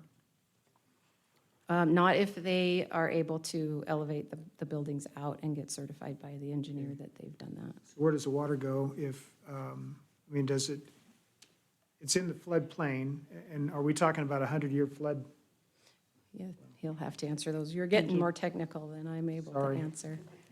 Caleb, thank you for coming forward. Christy, thank you so much. You're welcome. Caleb Leclerc, Assistant City Engineer. So two things at play here. There's a floodway and a floodplain. The floodway is what jurisdictionally FEMA has said is required to convey the water that flows through. The floodplain is the lower lying ground where the water just spreads out. So you're able to fill and develop within a floodplain as long as you elevate up, I think it's 1 foot above the floodplain elevation. If they encroached inside the floodway, that would require a flood study, which shows how are you compensating for that removal of conveyance. That's my question. Is there an area that's being set aside to be able to take on that water in the event? Are we talking about 100 years? So they are not, if we're talking about 100-year event, they are not encroaching in the floodway. So the floodplain doesn't have to be considered? No, Okay, so the water's going to find wherever it's going to find? correct. Until it comes back down? Yes, sir. Okay, so that's why I was a little confused on this, what was the slide. Yeah. Yeah, we're going to look very closely during the site development plan process to make sure that they're not doing any fill whatsoever in the floodway. If they do, then we'll have a study that has to be done. Okay, Yeah. so the retention bed that's indicated in the floodplain has to be above the groundwater level, It has to be above groundwater level, yes. 2 feet? Bottom of basin typically has to be 3 feet above groundwater level. We do have some tools that we can use if there is a groundwater issue, but Which I think there would be, possibly, So that Yeah. study will be taking place. then. correct. Okay. All right, thank you. Just don't want to see the developer get in trouble. Great. Thank you, Caleb. Are there any other questions? Okay, this is a public hearing, and I believe the only person we have signed up to testify is? Madam Mayor, it was actually the applicant. Thank you. And so with that said, is there anyone here that had intended to testify this evening that did not get signed up? And is there anyone online? No? Okay. Then, Chad, would you like to come back and answer any questions or make any closing comments before we close public hearing? Thank you. To Councilman Haverfield's point, the developer is aware, and we know there's going to be some water issues in that area, so we're going to have to walk delicately and address appropriately as it develops. And we get into the full engineering with TO engineers on board. Pat, he's been looking at it for some time now. It looks like you're channeling, I'm sorry, Mayor. It looks like you're channeling water over into the floodplain for surface retention for stormwater instead of away from Indian Into the Creek. floodway rather than the floodplain. Right. Yeah. I'm sorry, floodplain. Yes, and the final grading of everything is still to come for sure, and we know that may have to redirect and pull inside somewhere, even if it's subsurface. And if you're the architect on the project, I would imagine it'd be slab on grade, but you'll still need to mitigate moisture as Yep. far as in vapor form. There's going to be a lot of water running There's through yeah, there absolutely. aquifer-wise. And the point to the bike path, as you can see on this overhead, where the tracks and the road are on that curve, that's really where the request came to relocate the path, because it does just dump you right out onto a undeveloped, there's no sidewalk, nothing at this point, so the request was made to shift back over to Sugar Street. So, have no closing comments. If there's any further questions, I can definitely take them, though. Thank you. Council, do you have any questions for Yeah. our applicant? Just to Yes. follow up, the garages that Councilman Bruner Yes. spoke of, where are they at? You can, they're a little darker. You can see they're in pods of like 4. And they're just scattered around the site. Yeah, so there's a pod of 4. There's some to the left. So those aren't shade structures, those are actual garages? They're actual garages, right? That hasn't changed. Yeah, so they're still garages. I don't see how you would get the ability to turn into it off of the drive lane. I thought those were just shade structures. We'll make sure, at this point, we're planning on garages. We'll make sure we can get in and out of them because it's a full width drive. So we should be able to get in there, I believe. Yeah, there'd be a setback to the front of the garage is the issue that you would have to Oh, sure. maintain. And the way that that's indicated, those couldn't be garages, unless they were internal to the units themselves. Good point. So we may not have garages, they may be carports or covers. We'll verify that run that back through Christie and the group and as well with the owner. Did you see there that any- written? What's it, yeah, 28 garages was written. It didn't say carports, it said garage. Those come out into the middle of the drive. I'm right? just curious with only, 28, with that many units and why there were 28 garages. So to clarify, the property lines are actually out in the middle of the driveway. So we have separation. So the drive is split the way the property lines are. So I'd have a question for staff. then. Okay, Thank you. You bet. thank you. And the public testimony is still open, and so if we need the applicant to come back, he can. So staff, who would you like? Whoever was presenting. Caleb or Christie? Christie. Christie? Good choice. No offense, Caleb. She's more pleasant to look at. No, Caleb does a great job. Okay, so you heard the explanation of where the garages would be. I don't see that as an acceptable solution to the front of the garage doors. They would have to be at least 10 to 15 feet back from the drive surface itself to be able to make the turn in. So I'm not real clear on turning radius. That's more of a building department and an engineering department issue. Our issue would be a setback from the property line. And so if the property line's in the center of the drive aisle, the front setback for a structure would be 20 feet. Right, so you have a driveway, right-of-way. And you have from that point to the front of the garage door, instead of from the center line of the drive lane, it should be from the right-of-way. And so that's where that 10-foot to 15-foot separation minimum would be, for them to be able to roll in and have protection. You can't have the garage right on the edge of the drive lane. That would not be acceptable. And this is the preliminary plat, so, when it comes time to construct those items, then building code and all of those things will kick in and we'll get into the finer details. Whereas a shade structure would be pole supported and that would be back in with the pole support so that you wouldn't have the concern about a car driving by and hitting the front of a garage. Yeah, and in fourplex situations, carports are usually the solution. Shade structure. Yeah. But I don't want to speak for the applicant in that regard. The motion is to allow so many garages as a part of the approval, then they'll need to provide it in such a way that they meet our codes. It couldn't be from the center line of the drive lane. That wouldn't be acceptable. Sorry. Okay. Christie, thank you. I did hear a comment from staff. Was there a comment that we needed to hear? Anyone? Did you want to comment? I did hear a on comment that? coming from over here.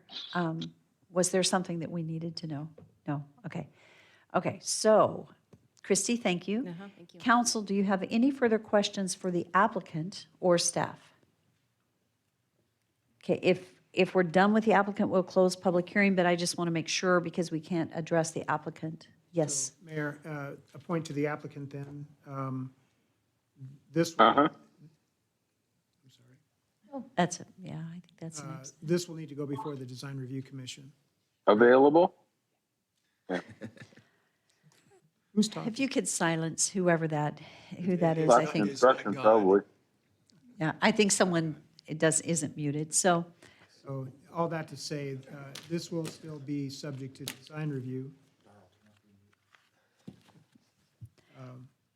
And as far as the actual units themselves, we're not approving anything as far as conceptually on the units themselves. We're just approving the concept of this amount of housing.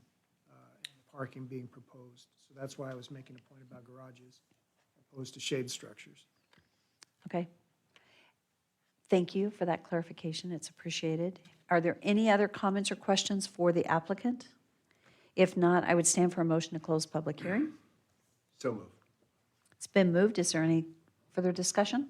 All in favor? Say aye. Aye. Thank you. Okay. What is the will of the council? Mayor, I'm going to make the motion and just a little something first statement.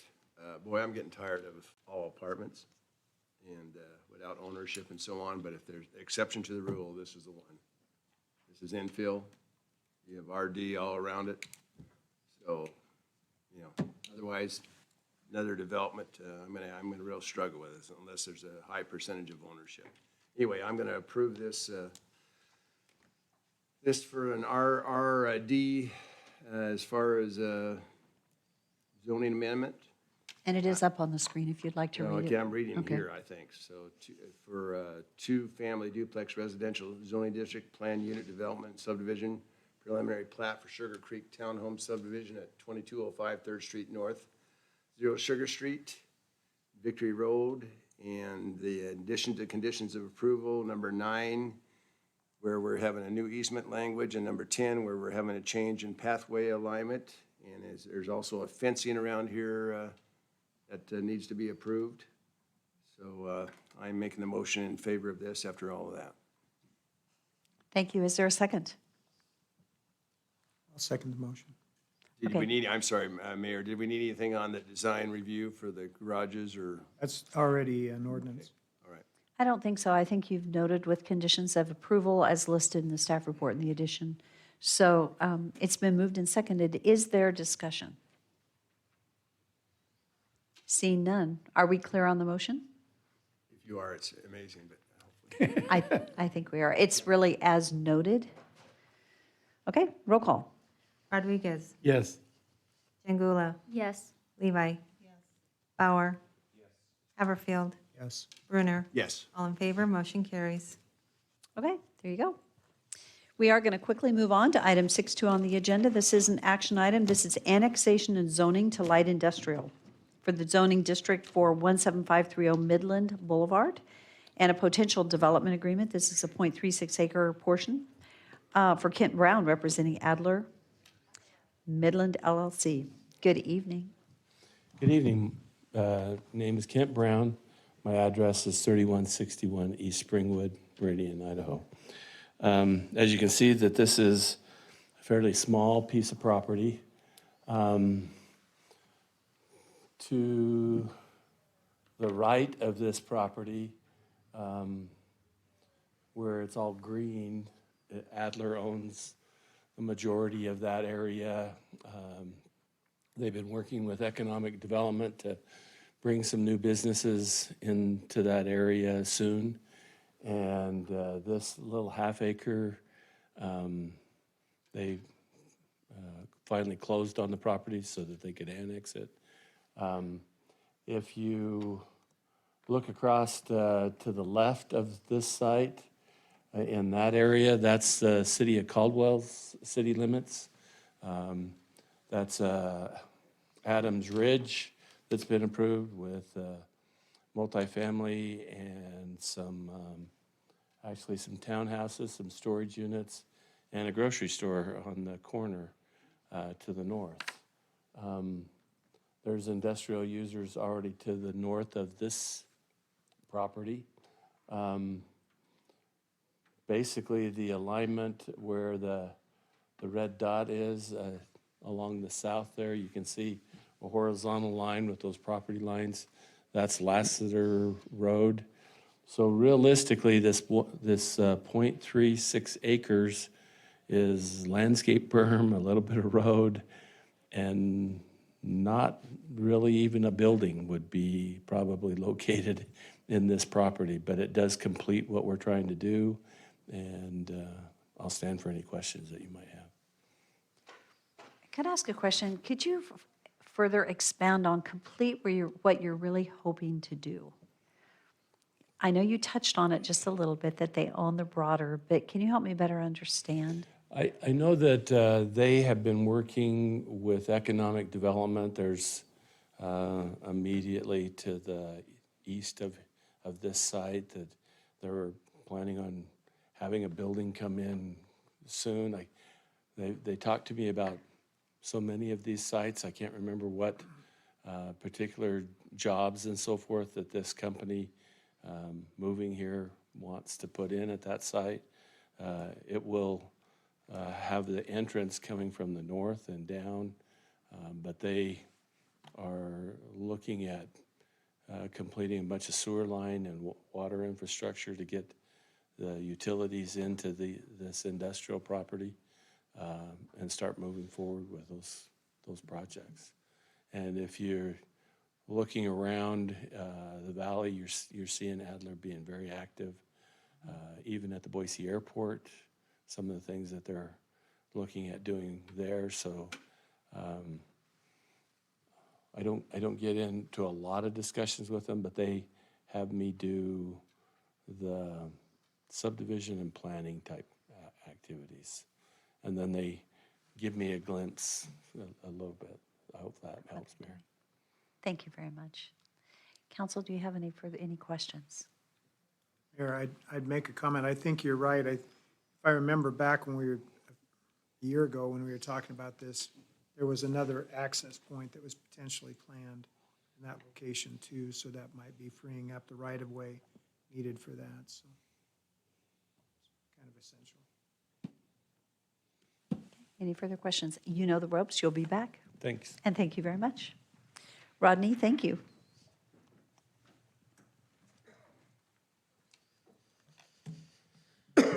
Mayor and Council, I will not go over the specific request. You've heard it already. But I would like to highlight, I put on your desks there just a handout of the motions and how to go through those motions. We're going to laminate that and have that for you in the future. If you'll just leave it on your desk in the future, we'll have that for P&Z and for you to consider. As we discussed last week, my presentations are going to try to focus on those conclusions of law at first and staff's recommendations based on whether they follow those conclusions of law. There are some criteria in there that are going to be subjective, that is up to you completely to decide, and also based on testimony that you hear at a public hearing and any information that is gathered at this public hearing, perhaps that I wouldn't have at the application stage. So staff does support the Planning and Zoning Commission's recommendation of approval based on the following applicable regulations used for determining the decision in this case. The first one is for annexations, and of course when we do annexations, we have to do zoning as well. So there's conclusions of law for annexations, and there's conclusions of law for the zoning. And essentially, we found that it met the first two pretty clearly. The last one is one that you have significant flexibility on. If it's not the right timing, or if it doesn't fit the orderly development of the community, you have flexibility for that. And I'm mostly setting this up for future applications. This is a really simple one tonight that you've already approved an industrial development in that area through zoning and annexation. But I just wanted to make sure we're at least setting the stage for in the future, we will go over these conclusions of law.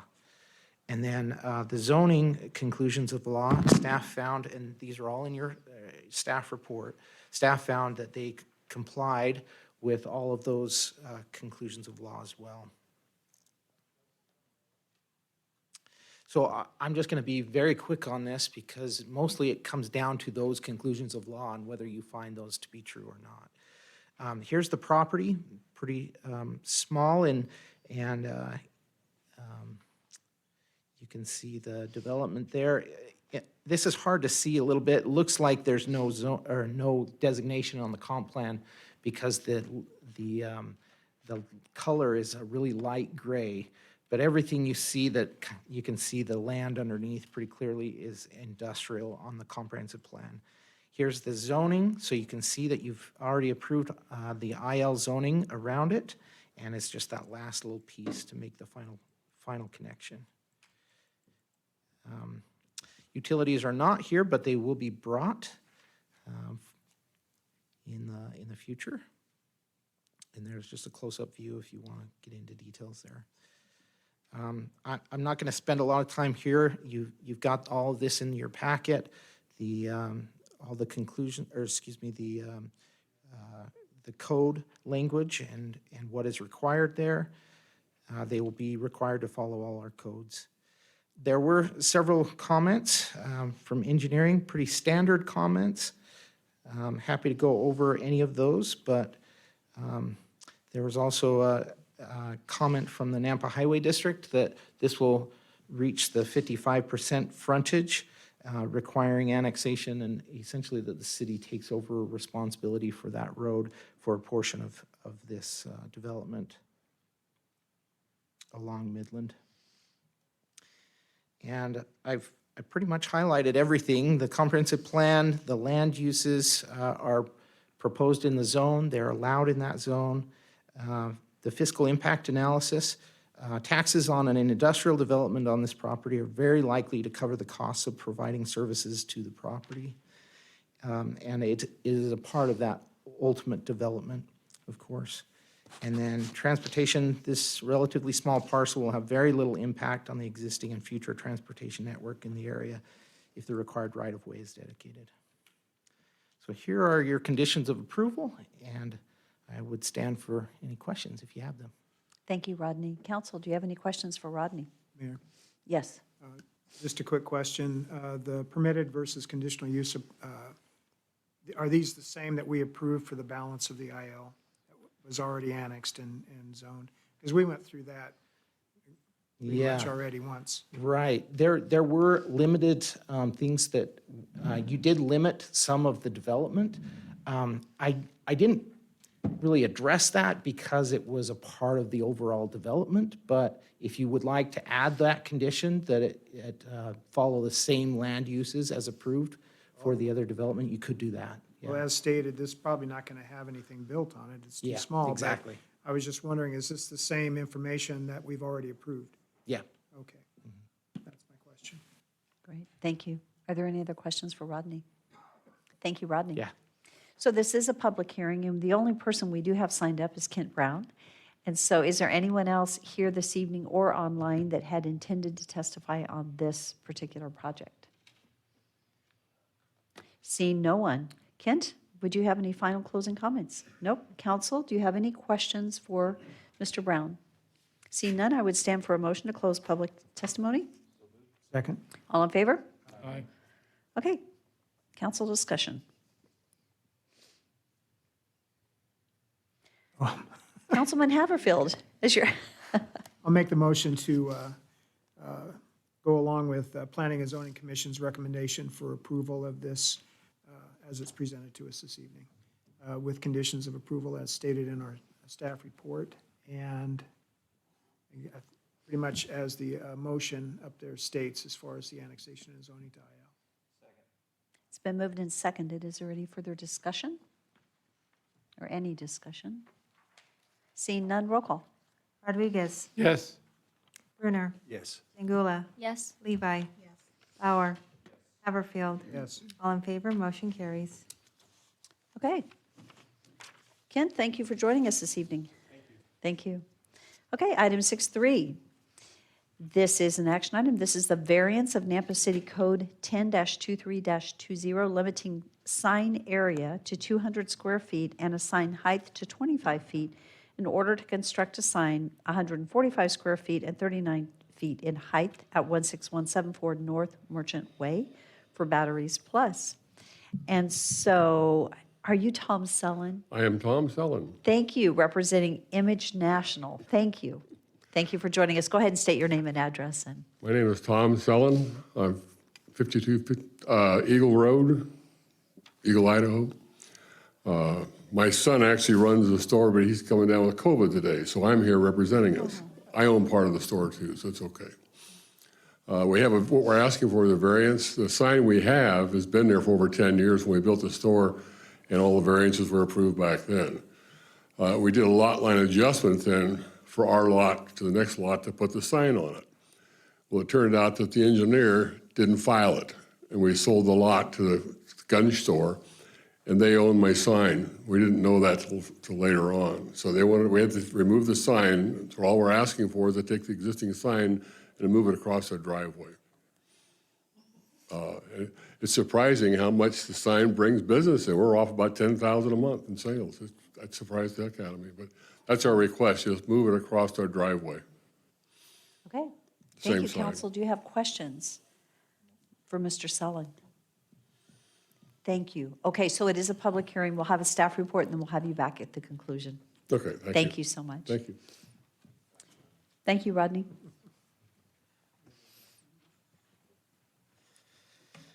All right, Mayor and Council, I did want to just highlight that the language you had in your packet said it didn't include the move an existing sign.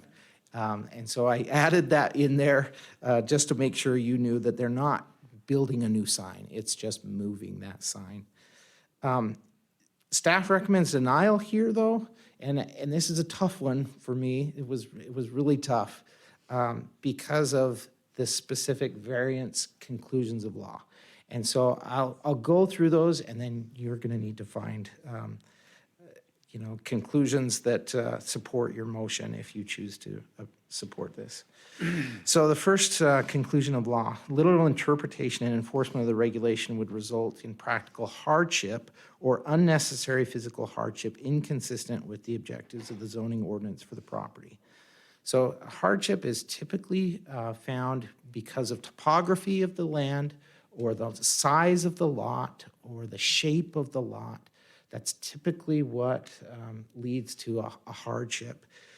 Staff finds that this criteria is not met because no practical or unnecessary physical hardship is apparent for this property.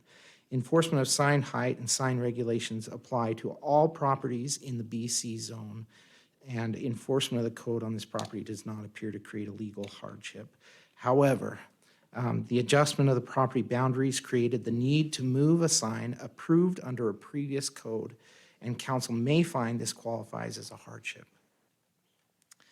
So the next two, there are extraordinary site characteristics applicable to the property involved or the intended use of the property, which do not apply generally to the other properties classified in the same zoning district. Staff finds this criteria is not met because no site characteristics unique to this site exist for the property that do not generally apply to all other properties in the BC zone. The applicant has argued that the proximity to Karcher I-84 overpass qualifies them for this conclusion of law to apply. Staff finds that the location of the property provides general site visibility to a similar degree that other properties in the BC zoning district enjoy. And that there's some room in there for interpretation, of course.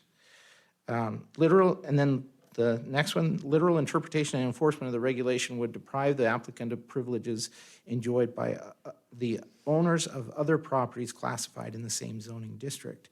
Staff finds this criteria is not met.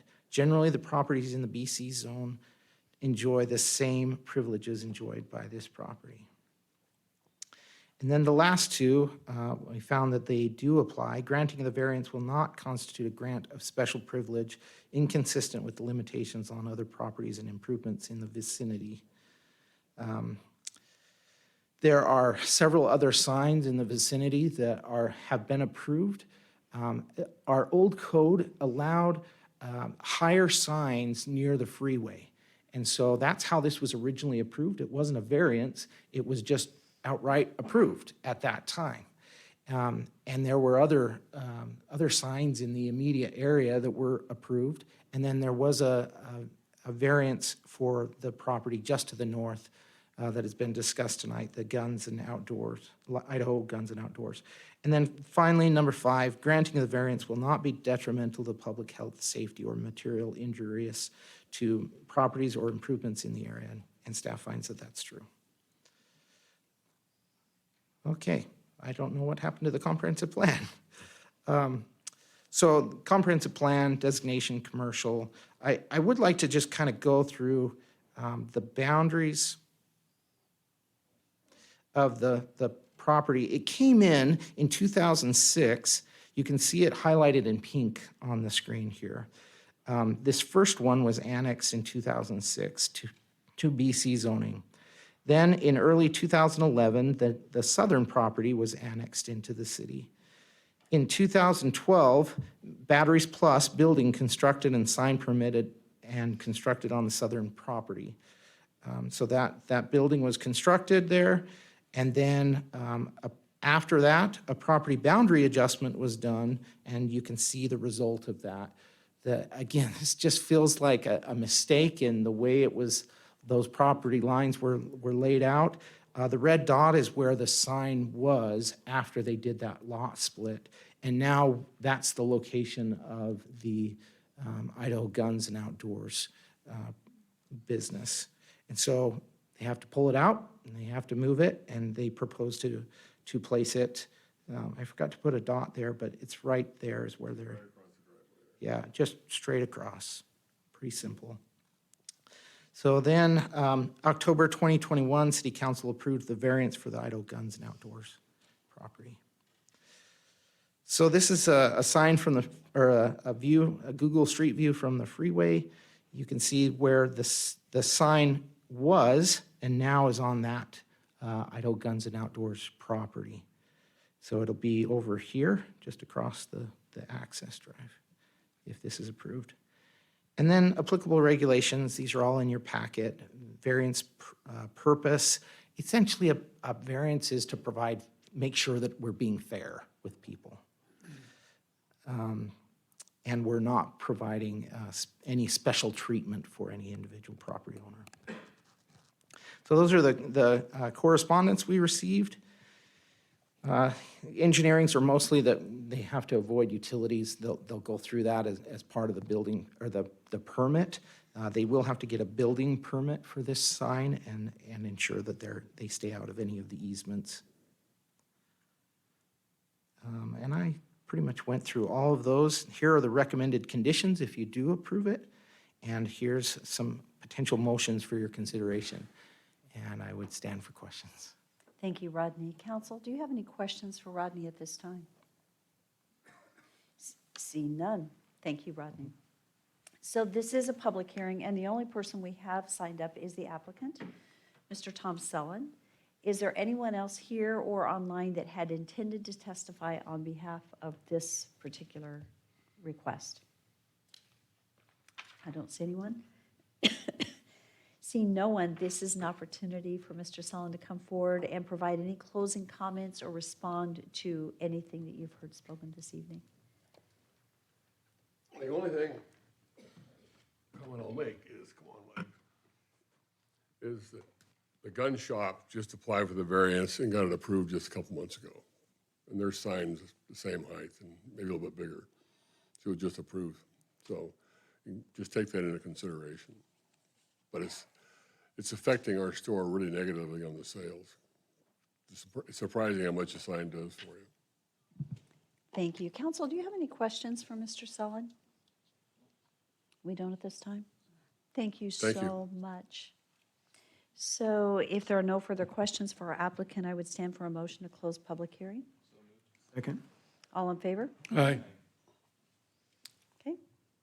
Yes. I move to approve the variance of the city code in order to move the existing sign as stated in this with all conditions in the staff report. So there's a motion to approve the request for variance with any conditions that were noted in the staff report. Is there any, and it was seconded, is there any discussion? Seeing none, roll call. Rodriguez. Yes. Brunner. Yes, for sure. Dingula. Yes. Haverfield. Yes. Levi. Yes. Bauer. All in favor, motion carries. Perfect. Thank you. Thank you. Are you moving it tomorrow? It's laying there, ready to go up. Okay. Just gotta get the engineering done right now. I think I will close by saying, I think council understands, and we understand the guidelines and as staff has reported, and appreciate recommendations from staff. I think we also all have the feeling and understand why we approve the variance as requested. We appreciate everything. Thank you very much. Thank you. Have a good evening. You too, thank you. Okay, our last public hearing this evening is 6-4. And 6-4 is a zoning map amendment from community business to light industrial and a potential development agreement at 0 East Chisholm, located on a 13.10 acre portion of a property. This is for Jeff Hatch with Hatch Design Architecture, representing Bryven, Idaho LLC. And is our applicant here this evening? I am. Good evening. Go ahead and state your name and address. Jeff Hatch with Hatch Design Architecture. Our address is 5119 Briarcrest Drive, Nampa, Idaho. Good evening, Madam Mayor and council members. Thank you for your consideration of our zoning map amendment this evening. And I do have a presentation I'd like to show.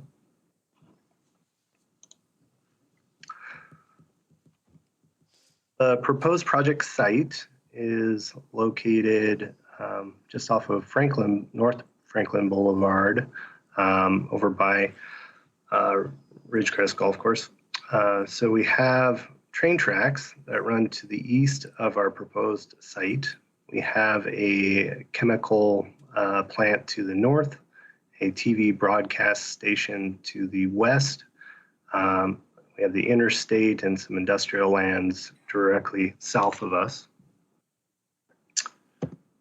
Proposed development would be a phased development, primarily due to it being kind of a landlocked site. We have the railroad tracks, as mentioned. We have a canal that encapsulates most of the northerly, easterly, and westerly portions of the site. We do have one access currently off of Chisholm.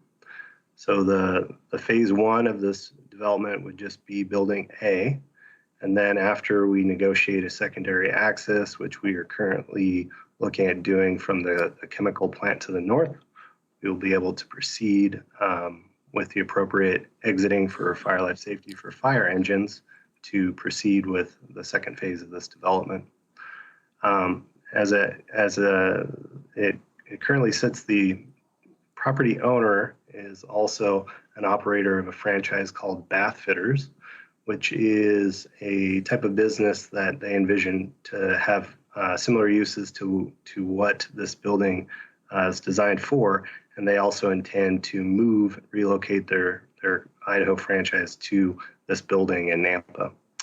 That particular business has a retail storefront component to it, where you have a gallery where you showcase the various plumbing and shower features that they sell and service.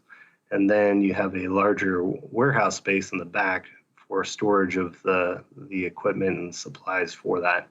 And so they envision this type of facility for other similar uses, such as, if you had a tile shop or some sort of specialty glass, things that have a retail component, but also need some sort of warehouse for storage of that. And with that, I will stand for any questions. Jeff, thank you for your testimony. Council, do you have any questions for Mr. Hatch? If I can get Yes, my Mayor, mouth to I work. do. Yes. Jeff, in our packet, we received information from the manager of Channel 6. So is that going to distort whatever from the TV station? Excellent question. So at our Planning and Zoning Commission hearing, the gentleman came from the broadcasting station voicing that concern. We met with him and, let me back up. At the Planning and Zoning hearing, he made the recommendation that we restrict the height of these buildings to a maximum of 50 feet. And he conveyed at that public hearing that there would be a concern if the height of the structure exceeded 100 feet, it would then be problematic. And he gave the example of a broadcasting station in Las Vegas where they very much did have a business adjacent to them. I think it was a hotel, exceed that 100-foot limitation and cause a substantial amount of issues with their property. So with that, our proposed development is well under the 50 feet. And you'll see in the conditions recommended of approval for your consideration, there's a restriction that this development would not exceed 50 feet in height. We also followed up with that particular neighbor just to make sure that he was satisfied with that request. And we do have an email if staff or commission would like us to provide that, indicating that he was satisfied with that restriction. Okay, sir. Thank you for doing that. I appreciate that very much. Thank you. Are there any other questions for our applicant this evening? Okay, Jeff, I think you know the ropes. We'll be back to you for any closing comments. Thank you very much. Thank you. So this is, Rodney, is this one yours? Or this is Parker? Okay.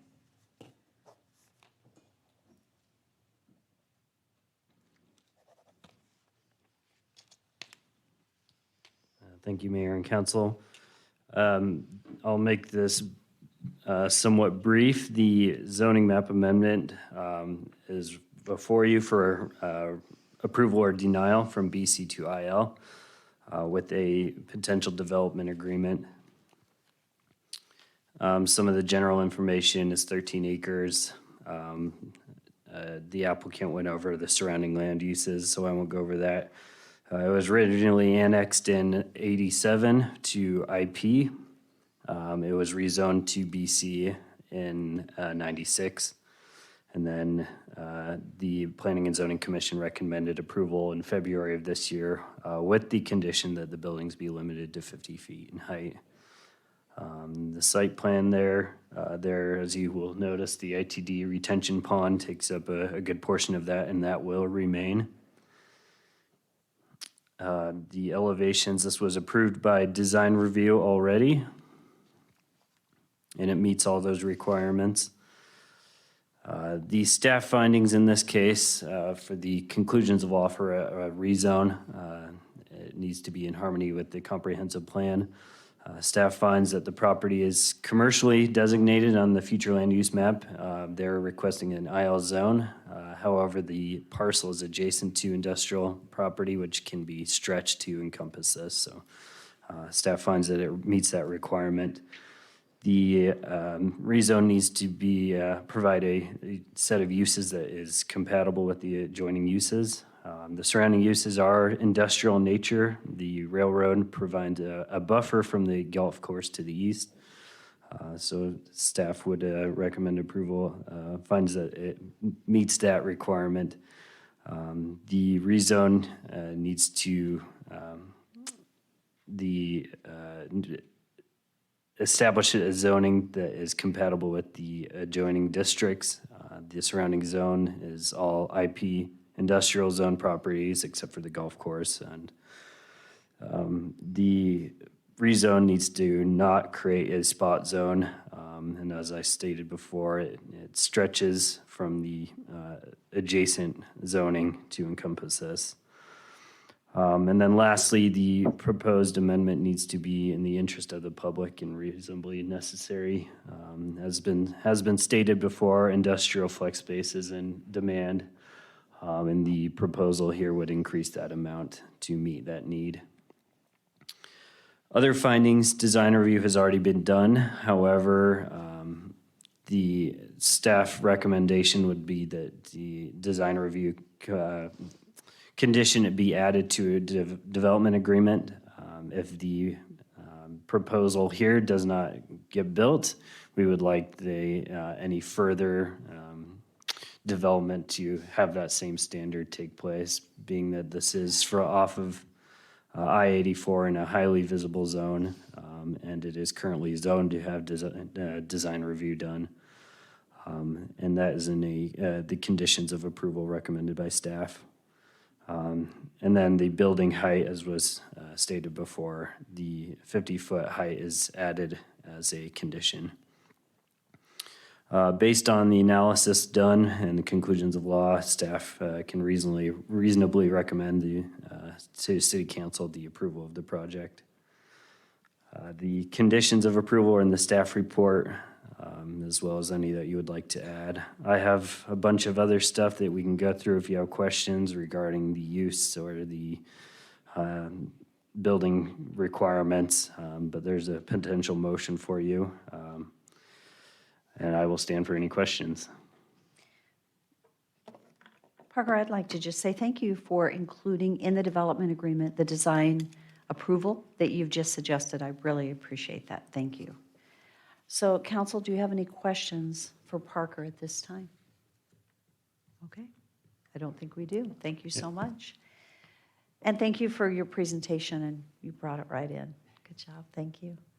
Okay, this is a public hearing, and we do not have anyone signed up to testify again on this public hearing this evening. Is there anyone here that had intended to testify, or is there anyone online that might have been interested in testifying this evening? And seeing no one, Jeff, or Mr. Hatch, I should say, do you have any closing comments or parting comments as we close the public hearing? Certainly. Thank you again, Madam Mayor and council members, for your consideration of our project.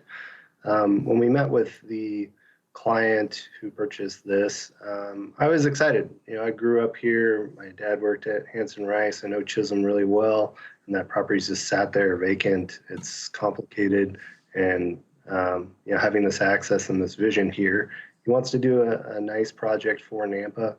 It's an industrial type nature, but the retail components and the storefront that he wants to put into this, we met all of the expectations of the design review without any request for waivers or variance or deviation.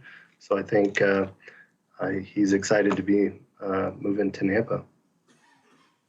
Great. Thank you so much. Council, do you have any questions before we close public hearing? Thank you for being with us this evening. Okay, Councilman Haverfield. Just one question for staff. Okay. If you can come back up, Parker. I was just going through the list of permitted versus conditional uses, and the only questionable item that I saw, or the one that I would question you on, is the transition home as defined by Chapter 1. What is that? A transition home is one where people are transitioning. Well, Rodney might have to look up that definition. So I have a question. As you've asked that question, though, based on your recommendations for conditions of approval, that the project that is being proposed here is in the conditions of approval based on the design. So would that limit them from the opportunity to change the use of this building? Mayor, so the staff recommendation is that they enter into a development agreement, which would hold the concept in place. If they were going to come in with something else, then they would have to modify that. We're not adding a list of permitted uses other than what's allowed by code. So if you were going to restrict uses, then now would be the time to do that, and we can add that into the development agreement. Well, again, my question as far as on transitional housing in a flex use industrial zone, I just don't understand why that would be even allowed by a conditional use. That's a good question, why we have that on our chart for allowed uses in that zone. Mayor and council, it's likely just because of its conflict in a single, I'm sorry, I'm getting some serious feedback here. It's likely because of some conflict that could exist when they're in a single-family residential subdivision, right? They're looking for a place here to put people transitioning back into society, right, that are, it's a difficult position to put them next to a school or, next to residential homes. And so I think that's probably what happened here is they said, well, industrial zones, maybe there's a location where they can put a home for this type of use and not be near children and schools and that kind of thing. As I recall, we went through this same conversation on another request that was on the south side of the interstate where a transitional housing with State Board of Corrections people that they were bringing in from even New York, as far away as New York, and the proximity to a dance studio, which was near. And you've got dance halls, you've got auditoriums as conditional use approved items on here along with that transitional housing. So I would like to see that struck from this approval, just so that we don't have that type of a potential come before us at a later time. If it's just struck from this, I would feel more comfortable. Thank you. And then I just need the clarity, for me, based on the conditions of approval, what I'm understanding that we would be approving tonight is the design concept as proposed to us tonight and that current use. correct. Is that correct?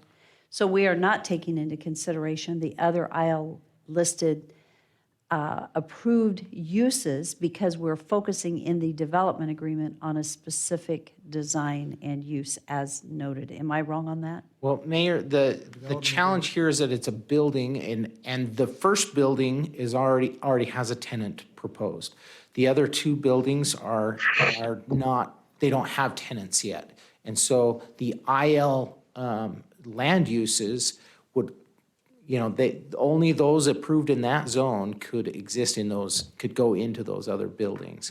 So it's a little bit of both, right? You're approving a land use and the specific buildings for each building and the design review that's been done for those buildings. But the future land use is up in the air for those other two buildings.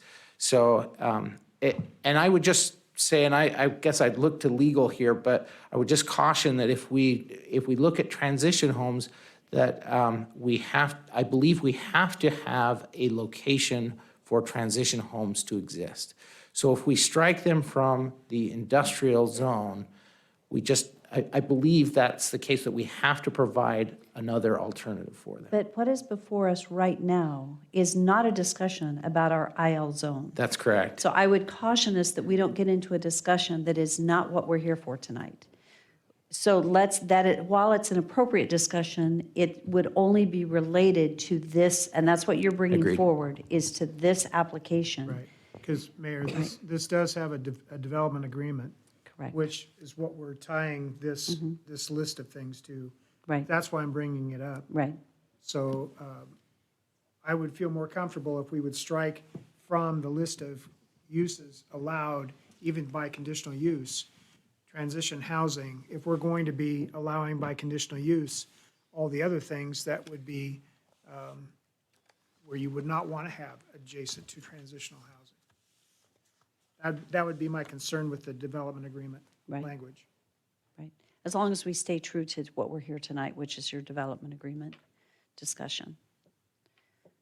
So that would be fine. I mean, I don't know that there's an issue legally, and we would need legal to comment on that if we're limiting the uses in IL for this particular development agreement. Madam Mayor, it's a conditional use that zone allows by code. So if the applicant consents to eliminating that as an option in the DA, otherwise, the zone that's being applied to this property comes with certain entitled uses, a lot of which are conditional uses. So the applicant's in agreement, but that's kind of the requirement in order to strike something like that. The good news is the applicant's here, and we can ask the question if they're in agreement with that.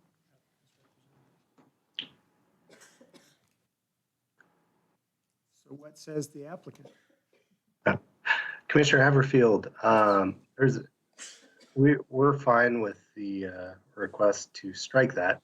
I would just caution City Council that there is a federally mandated Oxford Clause, which City Council and legal might want to review in regards to group homes. In this particular case, we're fine applying that restriction on this development agreement.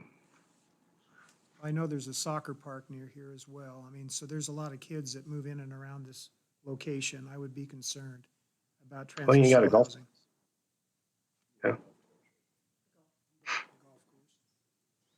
Okay. So are there any further questions at this time?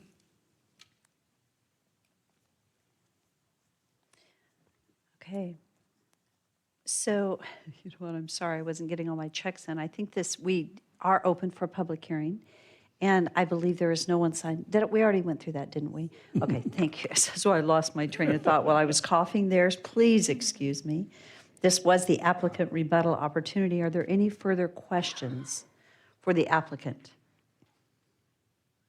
No further questions for the applicant? Okay. With that, Jeff, do you have any other comments before we close this? I'd just like to thank Councilmember Haverfield. I think that that's a very valid point, and a development agreement is an opportunity for City Council to make specific conditions based on, the city. So I'm in agreement of that, and I appreciate the comments. Okay, thank you so much. Okay, I would stand for a motion to close public hearing. So moved. All in favor? Aye. Okay, what is the will of the council? Yes.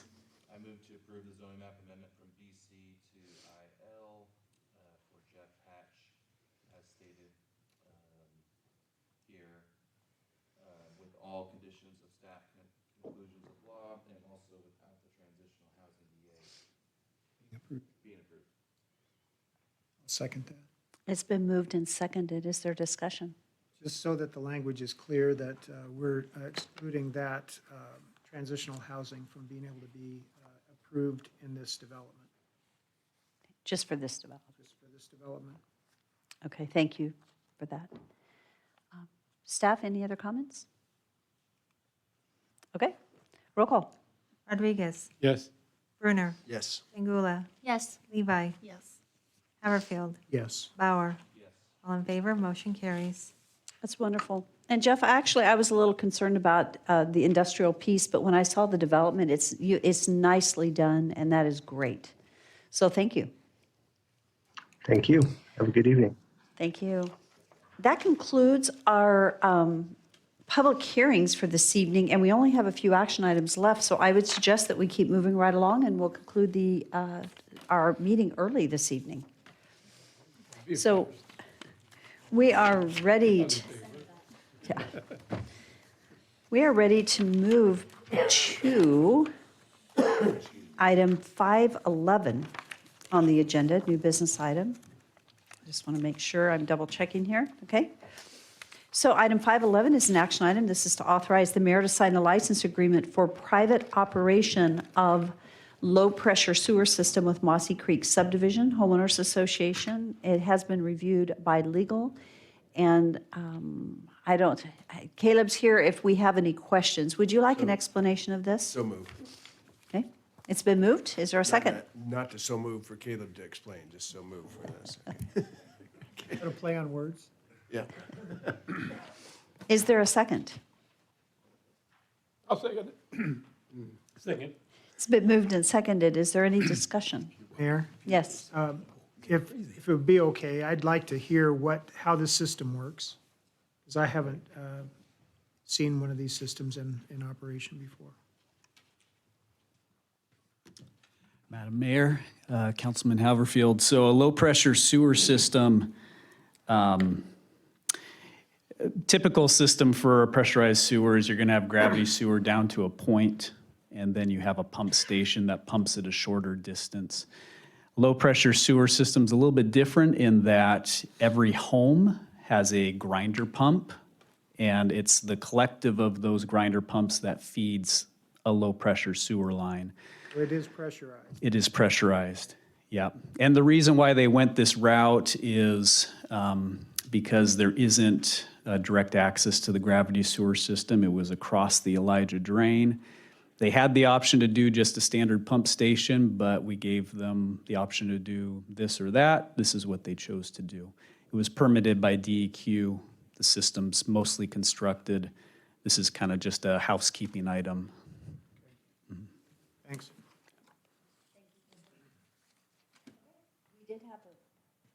Excuse me, we did have a motion and a second. Is there any further discussion? Seeing none, roll call. Jangula. Yes. Levi. Yes. Haverfield. Yes. Bauer. Rodriguez. Yes. Brunner. Yes. All in favor, motion carries. Thank you. Item 512 is an action item. This is a declaration of the intent to exchange real property along the Stoddard Pathway with the Treasure Valley Manufacturing and Recycling with no funds being exchanged. It was approved by legal. Are there any questions? Would you like a presentation? Okay. Make the motion to approve this declaration, well, as presented to us for exchange of real property. Is there a second? Second. It's been moved and seconded. Is there any discussion? Questions? Seeing none, roll call. Rodriguez. Yes. Jangula. Yes. Levi. Yes. Bauer. Brunner. Yes. Haverfield. Yes. All in favor, motion carries. Item 513 is an action item. This is for the council to authorize the mayor and the public works director to sign a contract with Hawkeye Builders to construct the annual traffic improvements FY22 project at the intersection of North Midland Boulevard and West Karcher Road in the amount of $134,497, and this is approved in the FY22 budget. So move. Second. It's been moved and seconded. Discussion? Roll call. Rodriguez. Yes. Jangula. Yes. Levi. Yes. Bauer. Haverfield. Yes. Brunner. Yes. All in favor, motion carries. Item 514 is an action item. This is to award the bid and authorize the mayor to sign a contract for the Midland Boulevard and Lake Lowell Avenue Instruction Project with Knife River Corporation, Mountain West, in the amount of $1,539,381, and this is approved in the FY21 budget. So moved. Second. Discussion? No chance for a roundabout. Okay. I do have a question for Jeff real quick. I just want to find out, Knife River, have they projected a timeline when they plan to actually initiate?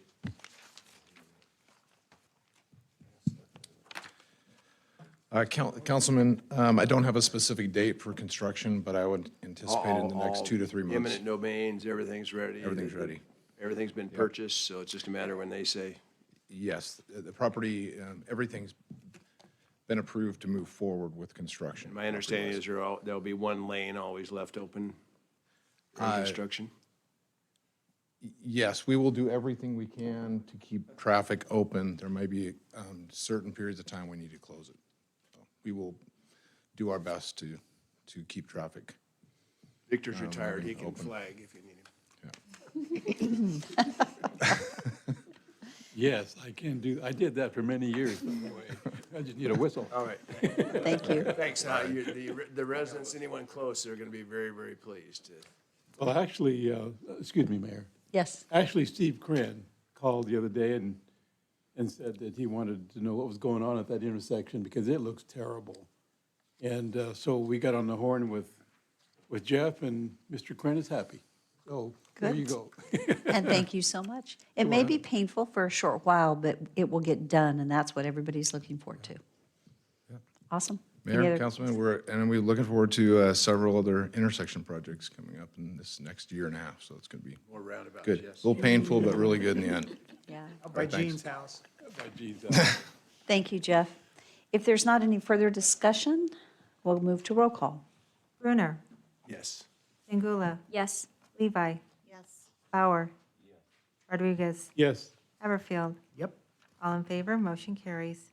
That concludes our new business items. Our public hearings are completed, and we're going to move to item 7 on the agenda. This is unfinished business. And we'll begin with item 7.1. This is an action item to authorize the mayor to sign the resolution adopting new golf fees. And the resolution was included in our packet, and we don't have to read it. So moved. It's been moved and seconded. Is there any discussion? Roll call. Rodriguez. Yes. Brunner. Yes. Jangula. Yes. Levi. Yes. Bauer. Haverfield. Yes. All in favor, motion carries. And now we get to, this is Char's first night here, and she has 1, 2, 3, 4 ordinances to read this evening. So we'll start with 7.2. Uh-huh. Yes. So the first item is 7.2 on the agenda. This is the first reading of ordinance for annexation and zoning to RS6 and a potential development agreement at 11496 Lake Lowell Avenue. This is for Monica Salazar, and it is requested to pass under suspension of rules.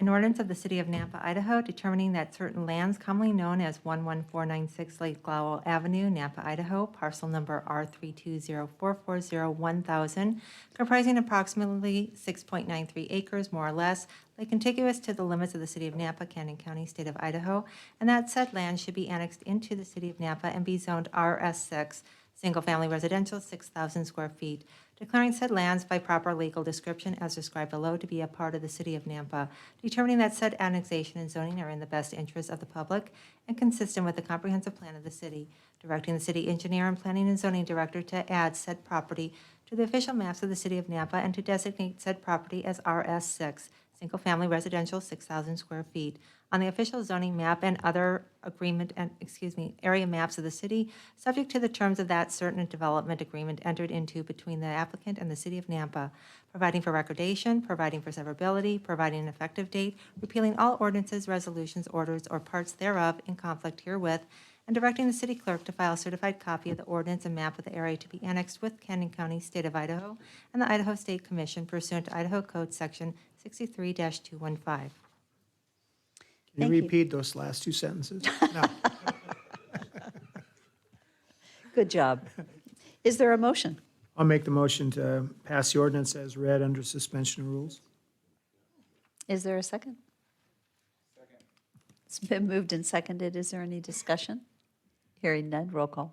Rodriguez? Yes. Brunner? Yes. Pingula? Yes. Levi? No. Bauer? Yes. Haverfield? Yes. 5 in favor, 1 opposed, motion carries. And before we go to 7.3, Rick, this is just a reminder, I didn't forget you, so we will come back to your staff report. Okay. So item 7.3 is an action item. This is the first reading of ordinance for annexation and zoning to BC at 920 Lake Lowell Avenue. This is for the Nampa City Parks Division. An ordinance of the City of Nampa, Idaho, determining that certain lands commonly known as 920 Lake Lowell Avenue, Nampa, Idaho, parcel number R162700516, comprising approximately 2.3 acres, more or less, lay contiguous to the limits of the City of Nampa, Cannon County, State of Idaho, and that said land should be annexed into the City of Nampa and be zoned BC Community Business, declaring said lands by proper legal description as described below to be a part of the City of Nampa, determining that said annexation and zoning are in the best interest of the public and consistent with the comprehensive plan of the city, directing the city engineer and planning and zoning director to add said property to the official maps of the City of Nampa and to designate said property as BC Community Business on the official zoning map and other area maps of the city, providing for the recordation, providing for severability, providing an effective date, repealing all ordinances, resolutions, orders, or parts thereof in conflict herewith, and directing the city clerk to file a certified copy of the ordinance and map of the area to be annexed with the Cannon County, State of Idaho, and the Idaho State Commission pursuant to Idaho Code Section 63-215. And it is requested to pass under suspension of rules. So moved. Is there a second? Second. It's been moved and seconded. Is there any discussion? Other than I'm really excited for this. This is our parks area. This is the trailhead, the Matthew Peltzer Trailhead for the Wilson Creek Pathway, which is awesome for us to get to work. So it's good. Okay, roll call. Brunner? Yes. Pingula? Yes. Levi? Yes. Bauer? Yes. Rodriguez? Yes. Haverfield? Yes. All in favor, motion carries. The next item is item 7.4. This is an action item, first reading of ordinance for a zoning map amendment to RA, from RA to R6. This is, and a subdivision plat short for Sharon subdivision, and it is requested to pass under suspension of rules. An ordinance of the City of Nampa, Idaho to provide an RS6 single-family residential 6,000 square feet zone designation for certain lands commonly known as parcel R0961401,000, located east of 502 Sunny Lane, Nampa, Idaho, comprising approximately 0.83 acres, more or less, determining that said zoning is the best interest of the citizens and consistent with the city's comprehensive plan, rezoning said property from RA suburban residential to RS6 single-family residential, 6,000 square feet, providing for recordation, instructing the city engineer to designate said property as RS6, single-family residential, 6,000 square feet on the official zoning map and other area maps of the city, subject to any conditions imposed by the city council, and directing the city engineer to alter the use and area map accordingly, providing for an effective date and repealing all ordinances, rules, and regulations and parts thereof in conflict herewith. Thank you. And it is requested, if I didn't say it, to pass under suspension of rules. Is there a motion? So moved. Second. It's been moved and seconded. Is there any discussion? Roll call.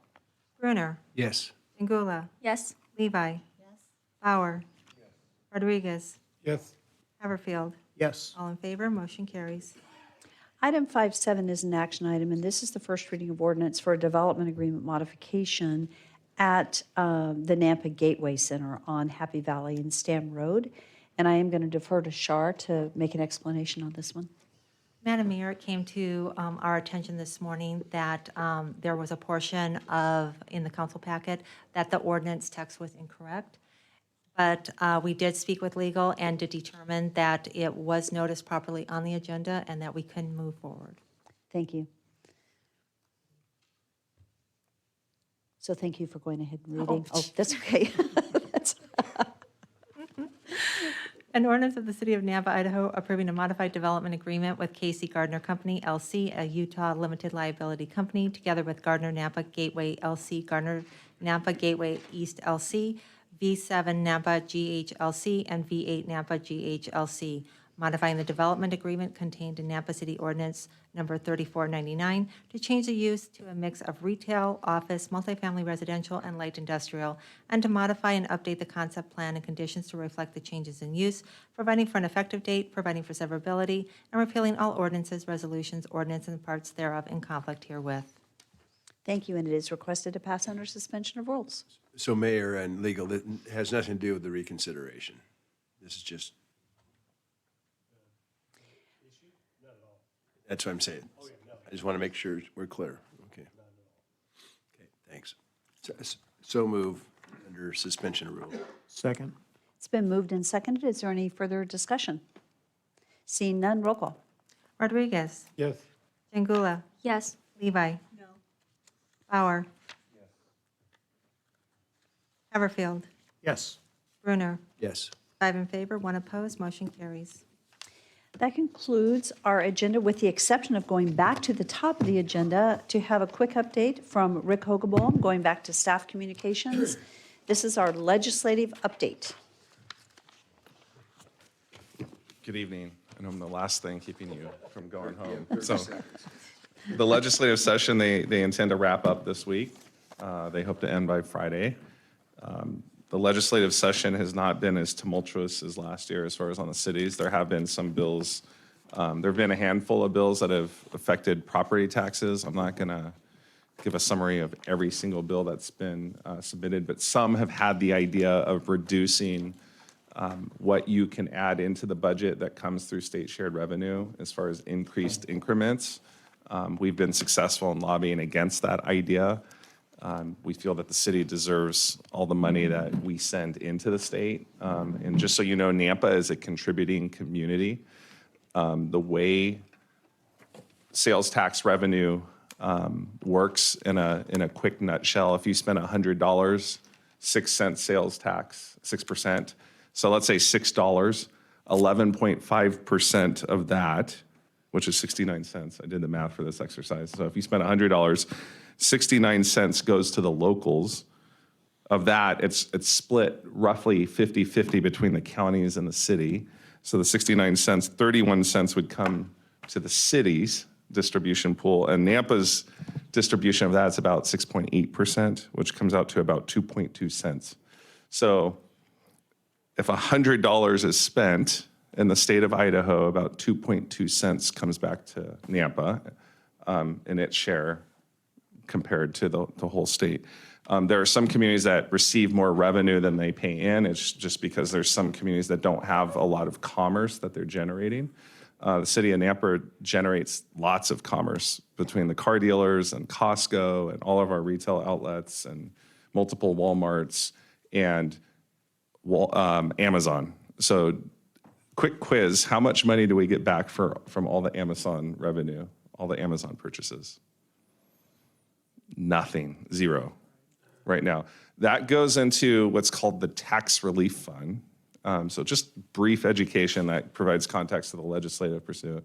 That goes into the Tax Relief Fund, and the state legislators have been funding tax cuts out of that and some of the rebates that come back to us. So moving forward, there's one bill that we're watching of great interest, and that's House Bill 735, and you can look that up. We thought it was dead, and it was replaced by 781, which was a bad bill. But 735 was resurrected today in the Senate committee, passed, and it will be amended. And what 735 hopes to accomplish, and this will be the kind of the going home legislative session bill, if it gets through, as amended, is the state wants to take over the county's levying authority for indigent services, which includes public defense. So the state would take on that funding obligation to fund those services and reduce that levy from the county to us as citizens. The collective cost of that's considered about $34 million is levied for those services of all the counties combined in the state. So the bill proposes to do several things in several phases. In 2023 and 2024, the Tax Relief Fund, remember that fund that all the Amazon money, all online money is going into? That's supposed to sunset in 2024 and then go back into the distribution formula, the 11.5% that goes to locals, half of that to cities, and then Nampa, 7% of that, if you follow.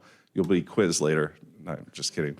But all of those monies are going to come back to us starting in 2025 after the sunset in 2024. We've expressed concern that the state legislators are going to raid that money and have nothing left to appropriate into the sharing formula. What 735 does, and this has been sort of an agreement between the counties and the Association of Idaho Cities, working with some intended goals from the state to take over sort of public defense and remove that levy from the authority, is to take the Wayfair or the online sales tax relief fund, online sales tax fund, and to fund at $34 million in 2023 and 2024 to appropriate money out of that tax relief fund to offset that levy immediately. So what this bill would do next year is that your taxes, your property taxes would be slightly lower because the county would not be levying that portion for indigent services and public defense. Because the state would be appropriating money to cover those costs. The county wouldn't incur the liability to fund it, so that's why the levy goes down, and then the state is funding it out of the Wayfair funds or the tax relief fund. In 2025, what would happen is, again, that online sales tax revenue is supposed to go back to the distribution formula. So they have a formula that's roughly 60-40, where the county would take 20 million less in the revenue share, and they propose the cities would take 16 million less. That's in year one. The cities would stay fixed at 16 million. The counties would have a 5% escalator for the first 5 years, which would take it up to potentially 26 million, and then fix it not to exceed 26. So 26 plus 16 is 32. It would potentially in 5 years get up to 32 million. That doesn't come to us, okay? The county would benefit from not having to fund the obligation and have the reduced. Actually, the county's going to have some challenges with this because they're not going to levy the money. The state's going to fund that. But then in 2025, the state is going to hold back money that would go to the counties. But they agree that the increased revenue projections will keep them whole because we're not even getting that money. So when that money expires and goes into the shared formula pool in 2025, they estimate that the share that would come to the cities out of that online sales tax that we don't even get is going to be around 15 to 16 million, which just happens to be about the 16 million that they would hold back. So it would be basically neutral in 2025. And then in 2026 and every year thereafter, we would see dynamic growth in the online sales revenue that comes to cities with no strings attached as far as having to reduce a portion of that. So for the next 3 to 4 years, we would continue to see increased revenue from state sales tax that's being generated non-online, and that has been growing. In fact, year to date, it's a couple million over last year, so that's healthy, and that continues to grow.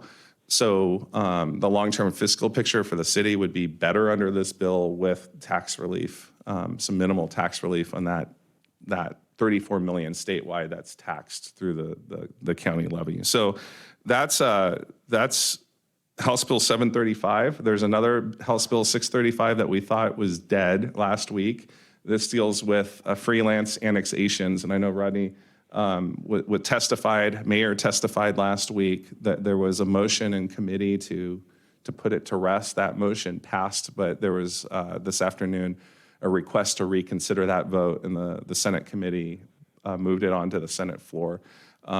This is a fairly complex issue, and maybe this would be a better workshop issue for another time to talk about the way annexations work when you have multiple jurisdictions claiming the same part of land, when there's overlapping claims, and how you adjudicate and resolve where those properties get annexed. And so The downside is it's being voted on in the next day or two. yes, it's in the second reading calendar on the Senate for tomorrow, and then it will potentially move to the third reading calendar when bills can be voted on Wednesday.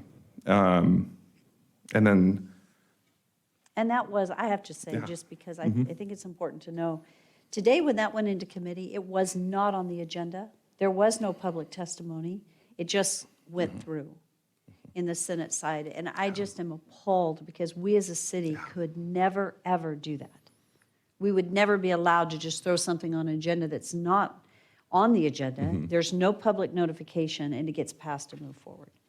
So it did. it is a little frustrating. The last week, they suspend rules to try to expedite bills because they're up against a time crunch.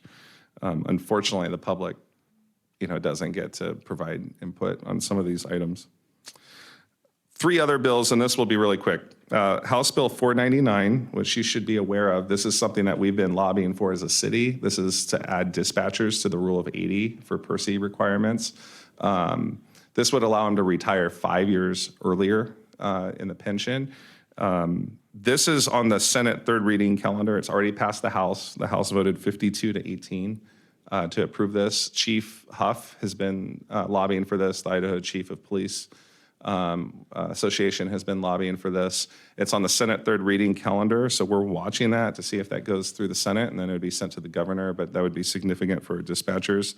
And there is some fiscal impact to our city, but it's really minimal. But where it's positive is actually recognizing the work they do. Yeah, I think it was going to be maybe $2,000 or something like that to us. I think 80 to 90,000 collectively in the entire state would be the increased contribution. So House Bill 481, this is a circuit breaker. So there's 2 bills. I'm going to end on 2 bills that we're trying to fix 389, not completely, but 389, it's kind of a dirty 3-number reference to the bill last year that was passed. But there's been some, in good faith, some cleanup bills to fix some what would be stated as unintended consequences. Senate Bill 1249, which is already law, is important because the way they had it written is expiring urban renewal would be subject to the hard 8% increment cap.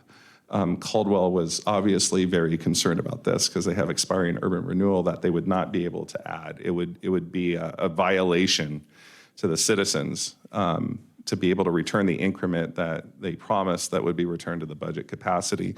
So they fixed that. Expiring urban renewal will still be subject to an 80% increment, so it won't be able to come in on 100%, but it won't be subject to the hard 8% cap. And then secondly, there's a bill that's on the third reading calendar in the Senate. It's already passed the House, House Bill 41.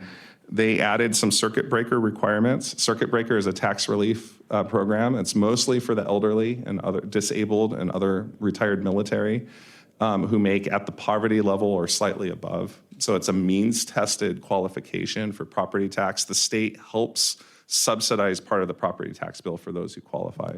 What they added in 389 is if your home is worth 25% over the median value in the county, you no longer qualify. We felt this was adding insult to injury because one reason property taxes are going up is because assessed values of homes are going up. And what you would have with people who would find themselves on the losing end of this is they have higher taxes and no subsidy whatsoever. It would be a big whammy. So there was some who would be kicked off of this program. So House Bill 41 puts it to 150% home value, 150 or 50% above the median value is the cutoff, not 25%. By our estimates, this would get more than half of the people who would be kicked off back on, but not all. There is another bill in the Senate, Senate Bill 1241, which would put it to 200%. So homes up to double the median value, but not to exceed that, would qualify. That would get most people back on. There's only a few people, I think, in all of Caney County that did get the circuit breaker whose homes were double the median value. I know that one of the representatives said that there's, millionaire mansion people who are benefiting from this. And while there might be a few homes that are double the median value, we're only talking about handful. We're not talking about that being the average person who got the circuit breaker program. And then lastly, there is a bill that's passed and more information will follow, not tonight. There was a bipartisan bill that was passed which allows you as a city council to set up a tax rebate program out of property taxes, out of fund balance. Doug and legal, we will have to study the legislation and probably bring a staff report in the future for your consideration, whether you choose to do that. The tax rebate would come out of fund balance and it would only go to the people who qualify for circuit breaker. So initially I thought it would go to all citizens just in proportionate share, but what it would actually do is the people who would qualify are people who qualify for circuit breaker. So I'm not encouraging the consideration or that it's a good or bad thing. I'm just informing you that that is a tool that they added. And I would expect the legislature to probably put some pressure on you as a city if you have fund balance that exceeds what they think is acceptable limits. You're probably going to see ongoing narrative for the city to take some of your fund balance and send it back each year. And whether, that provides $20 a person or $50 a person, I don't know, for just those people who qualify for circuit breaker. So that's a summary. There's other bills, but I think those are probably a handful of the most relevant, significant bills. And just know that the Percy Rule of 80 is on the Senate calendar floor. The annexation bill, which we don't want, that's 635. Is moving on to the Senate floor. And then this big complex bill that I started off explains House Bill 735. That's going to be moving through the Senate, and we'll see if that goes this week, because this is the week it will go. We feel that we can live with these means. It would provide some property tax relief. And I know AIC is supportive along with the counties for 735 as amended, not the original version. Rick, who initiated that, 735? 735, my understanding is, was initially initiated by Seth Gregg, who works with the Idaho Association of Counties, and what he was trying to accomplish. And just to be clear, while the governor has stated that he would like to see the state take over sort of the public defense, I think he was trying to accomplish some of those things in this bill. I think from what I hear, he's gotten some assurances that Who's lobbying heavily for it? I would say that the counties and the Senate, in good faith, does not like some of the other property tax bills that I said were bad that would reduce 50%. 781. It's, he is pushing 781. 735, I'm going to say it this way, is the lesser of two evils, is really what we're doing, because the problem is, and we're kind of up against a wall, so if we don't support 735, then Moyle's going to push through 781, and neither of them are good. And 735 isn't something we want, but they're encouraging us to support 735 so we don't have to live with 781. 781 would be devastating on top of what we're already dealing with. So it's really difficult to know, because you run a risk if you don't support 735 and it doesn't get passed, then something really stupid like 781 comes across. Then it's really We challenging. still have the max of 8%. You were talking about urban renewal, but we still have the max of 8% as a city. And 90%. And 90% of our new construction we're limited to. On top of that now, we're going to take 16 million out of our budget to help fund whatever. And then we may get that 16 million back if the economy is good. And if we go through a recession, because with the Wayfair funds and the online spending, we may get that back, maybe. But if we don't get it back, what happens is the question. Yeah, there would be, so that's in 2025. And so I think the concession we get is that the tax relief fund gets appropriated immediately to fund the public defense fund. And it. Which is a and- county thing. That's why the county negotiated it. It's not a city thing. The county negotiated it. And so they negotiated that and then brought us in that we're going to give up 16 million. And you just, I would assume the online sales tax is going to continue in a positive rate. But if we go through a significant decline, that's what is a risk in either bill, which we could go through a slight recession and not continue moving forward at the level that we are. But 781 is really, really bad, so.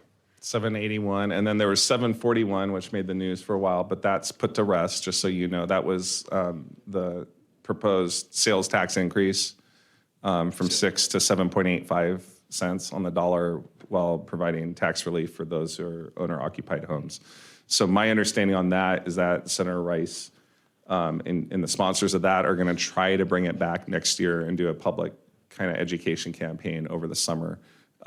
Just so you know, there are primary elections coming up in May. So, some of the sponsors who've worked on this may or may not be back next year, depending on what the outcomes in their elections are. So I think a lot of it's going to be contingent on who gets reelected and who's pushing. But I know Senator Rice, he to his credit, realized this was too much with only like a couple weeks left. And while it did generate a lot of news, did any of you see the news articles on that proposition? Yeah, so there was a lot of robust public debate on it, for and against, and I think there's a lot of questions on how it would really affect and will it really accomplish what it intends to do. So I just only make passing remarks on that because it did generate probably the most media attention of the property tax bills, and it's currently dead. It's not going to go through. So Councilman Haverfield.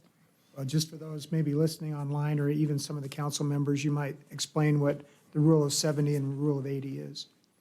Yeah, so it's rule of 90 and rule of 80. So most city employees are under the rule of 90, which means your age plus the years of your service. Once they total 90, you can retire with a pension. So basically, if you start work at 40, you take 90, subtract 40, you have 50 years, you cut that in half, you work 25. So if you work till you're 65, you would have worked 25 years and then plus 25 up to 90. That's when you retire with a pension. And HR could probably speak more to what the pension is. The pension is not like your full paycheck upon retirement. It's a percentage of that in retirement.